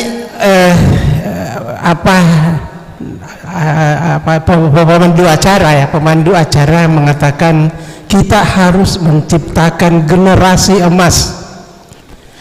Bapak Ibu, kalau itu kita mau ciptakan, maka tugasnya Bapak Ibu selaku kepala sekolah ada di situ. Kita harus menciptakan generasi, tentu dengan melihat guru kita yang ada di kelas, bagaimana ia bisa memberikan sesuatu yang benar-benar bisa menghadirkan siswa yang bisa tampil ke depan sebagai generasi emas, sebagai generasi pelanjut. Kalau pada saat ini kita berada pada saat ini dengan usia rata-rata dari Komisioner Dewan Pendidikan di atas 50 bahkan 70 tahun, maka tidak lama lagi kita akan pergi, dan generasi-generasi berikutnya lah, termasuk Bapak dan Ibu sekalian selaku kepala sekolah yang masih muda-muda, dan generasi berikutnya lagi adalah para remaja yang saat ini sedang belajar di SMA, SMK, SMP, dan berikutnya lagi ada di hadapan Bapak Ibu para kepala sekolah SD maupun SMP yang ada di Kota Makassar khususnya, dan secara umum tentu tugas Bapak Ibu bagaimana bisa memberi yang terbaik agar benar-benar bisa kita tampilkan generasi yang mumpuni, generasi emas seperti harapan kita semuanya. Bapak Ibu yang saya hormati, Dewan Pendidikan melakukan kegiatan-kegiatan banyak. Tentu hari ini kita lakukan sarasihan numerasi, literasi, numerasi. Ini semua mendorong kita bagaimana bisa memberikan yang terbaik kepada anak kita terkait dengan numerasi, literasi dan numerasi. Mudah-mudahan apa yang didapatkan, apa yang Ibu sampaikan, sekali lagi sebenarnya kesempatan ini kami hanya ingin mendapatkan gambaran seperti apa yang Bapak Ibu sudah lakukan di sekolah, dan kita ingin mendapatkan masukan untuk kemudian mungkin bisa menjadi rekomendasi-rekomendasi yang kita akan sampaikan kepada pemerintah kota agar benar-benar bisa kita laksanakan secara baik literasi, numerasi, karena masukan, informasi-informasi dari Bapak dan Ibu sekalian yang kemudian kita akan menjadikan sebagai suatu rekomendasi ke depan masuk ke pemerintah kota agar pemerintah melaksanakan, melakukan, membuat kebijakan-kebijakan yang benar-benar intinya menuju pada anak-anak kita yang memiliki kemampuan lebih di bidang literasi dan numerasi. Saya rasa ini yang dapat saya sampaikan Bapak dan Ibu sekalian, dengan mengucapkan alhamdulillahirabbil alamin, sarasehan terkait dengan literasi numerasi pada hari ini saya nyatakan ditutup secara resmi. Billahi taufiq wal hidayah. Wassalamualaikum warahmatullahi wabarakatuh.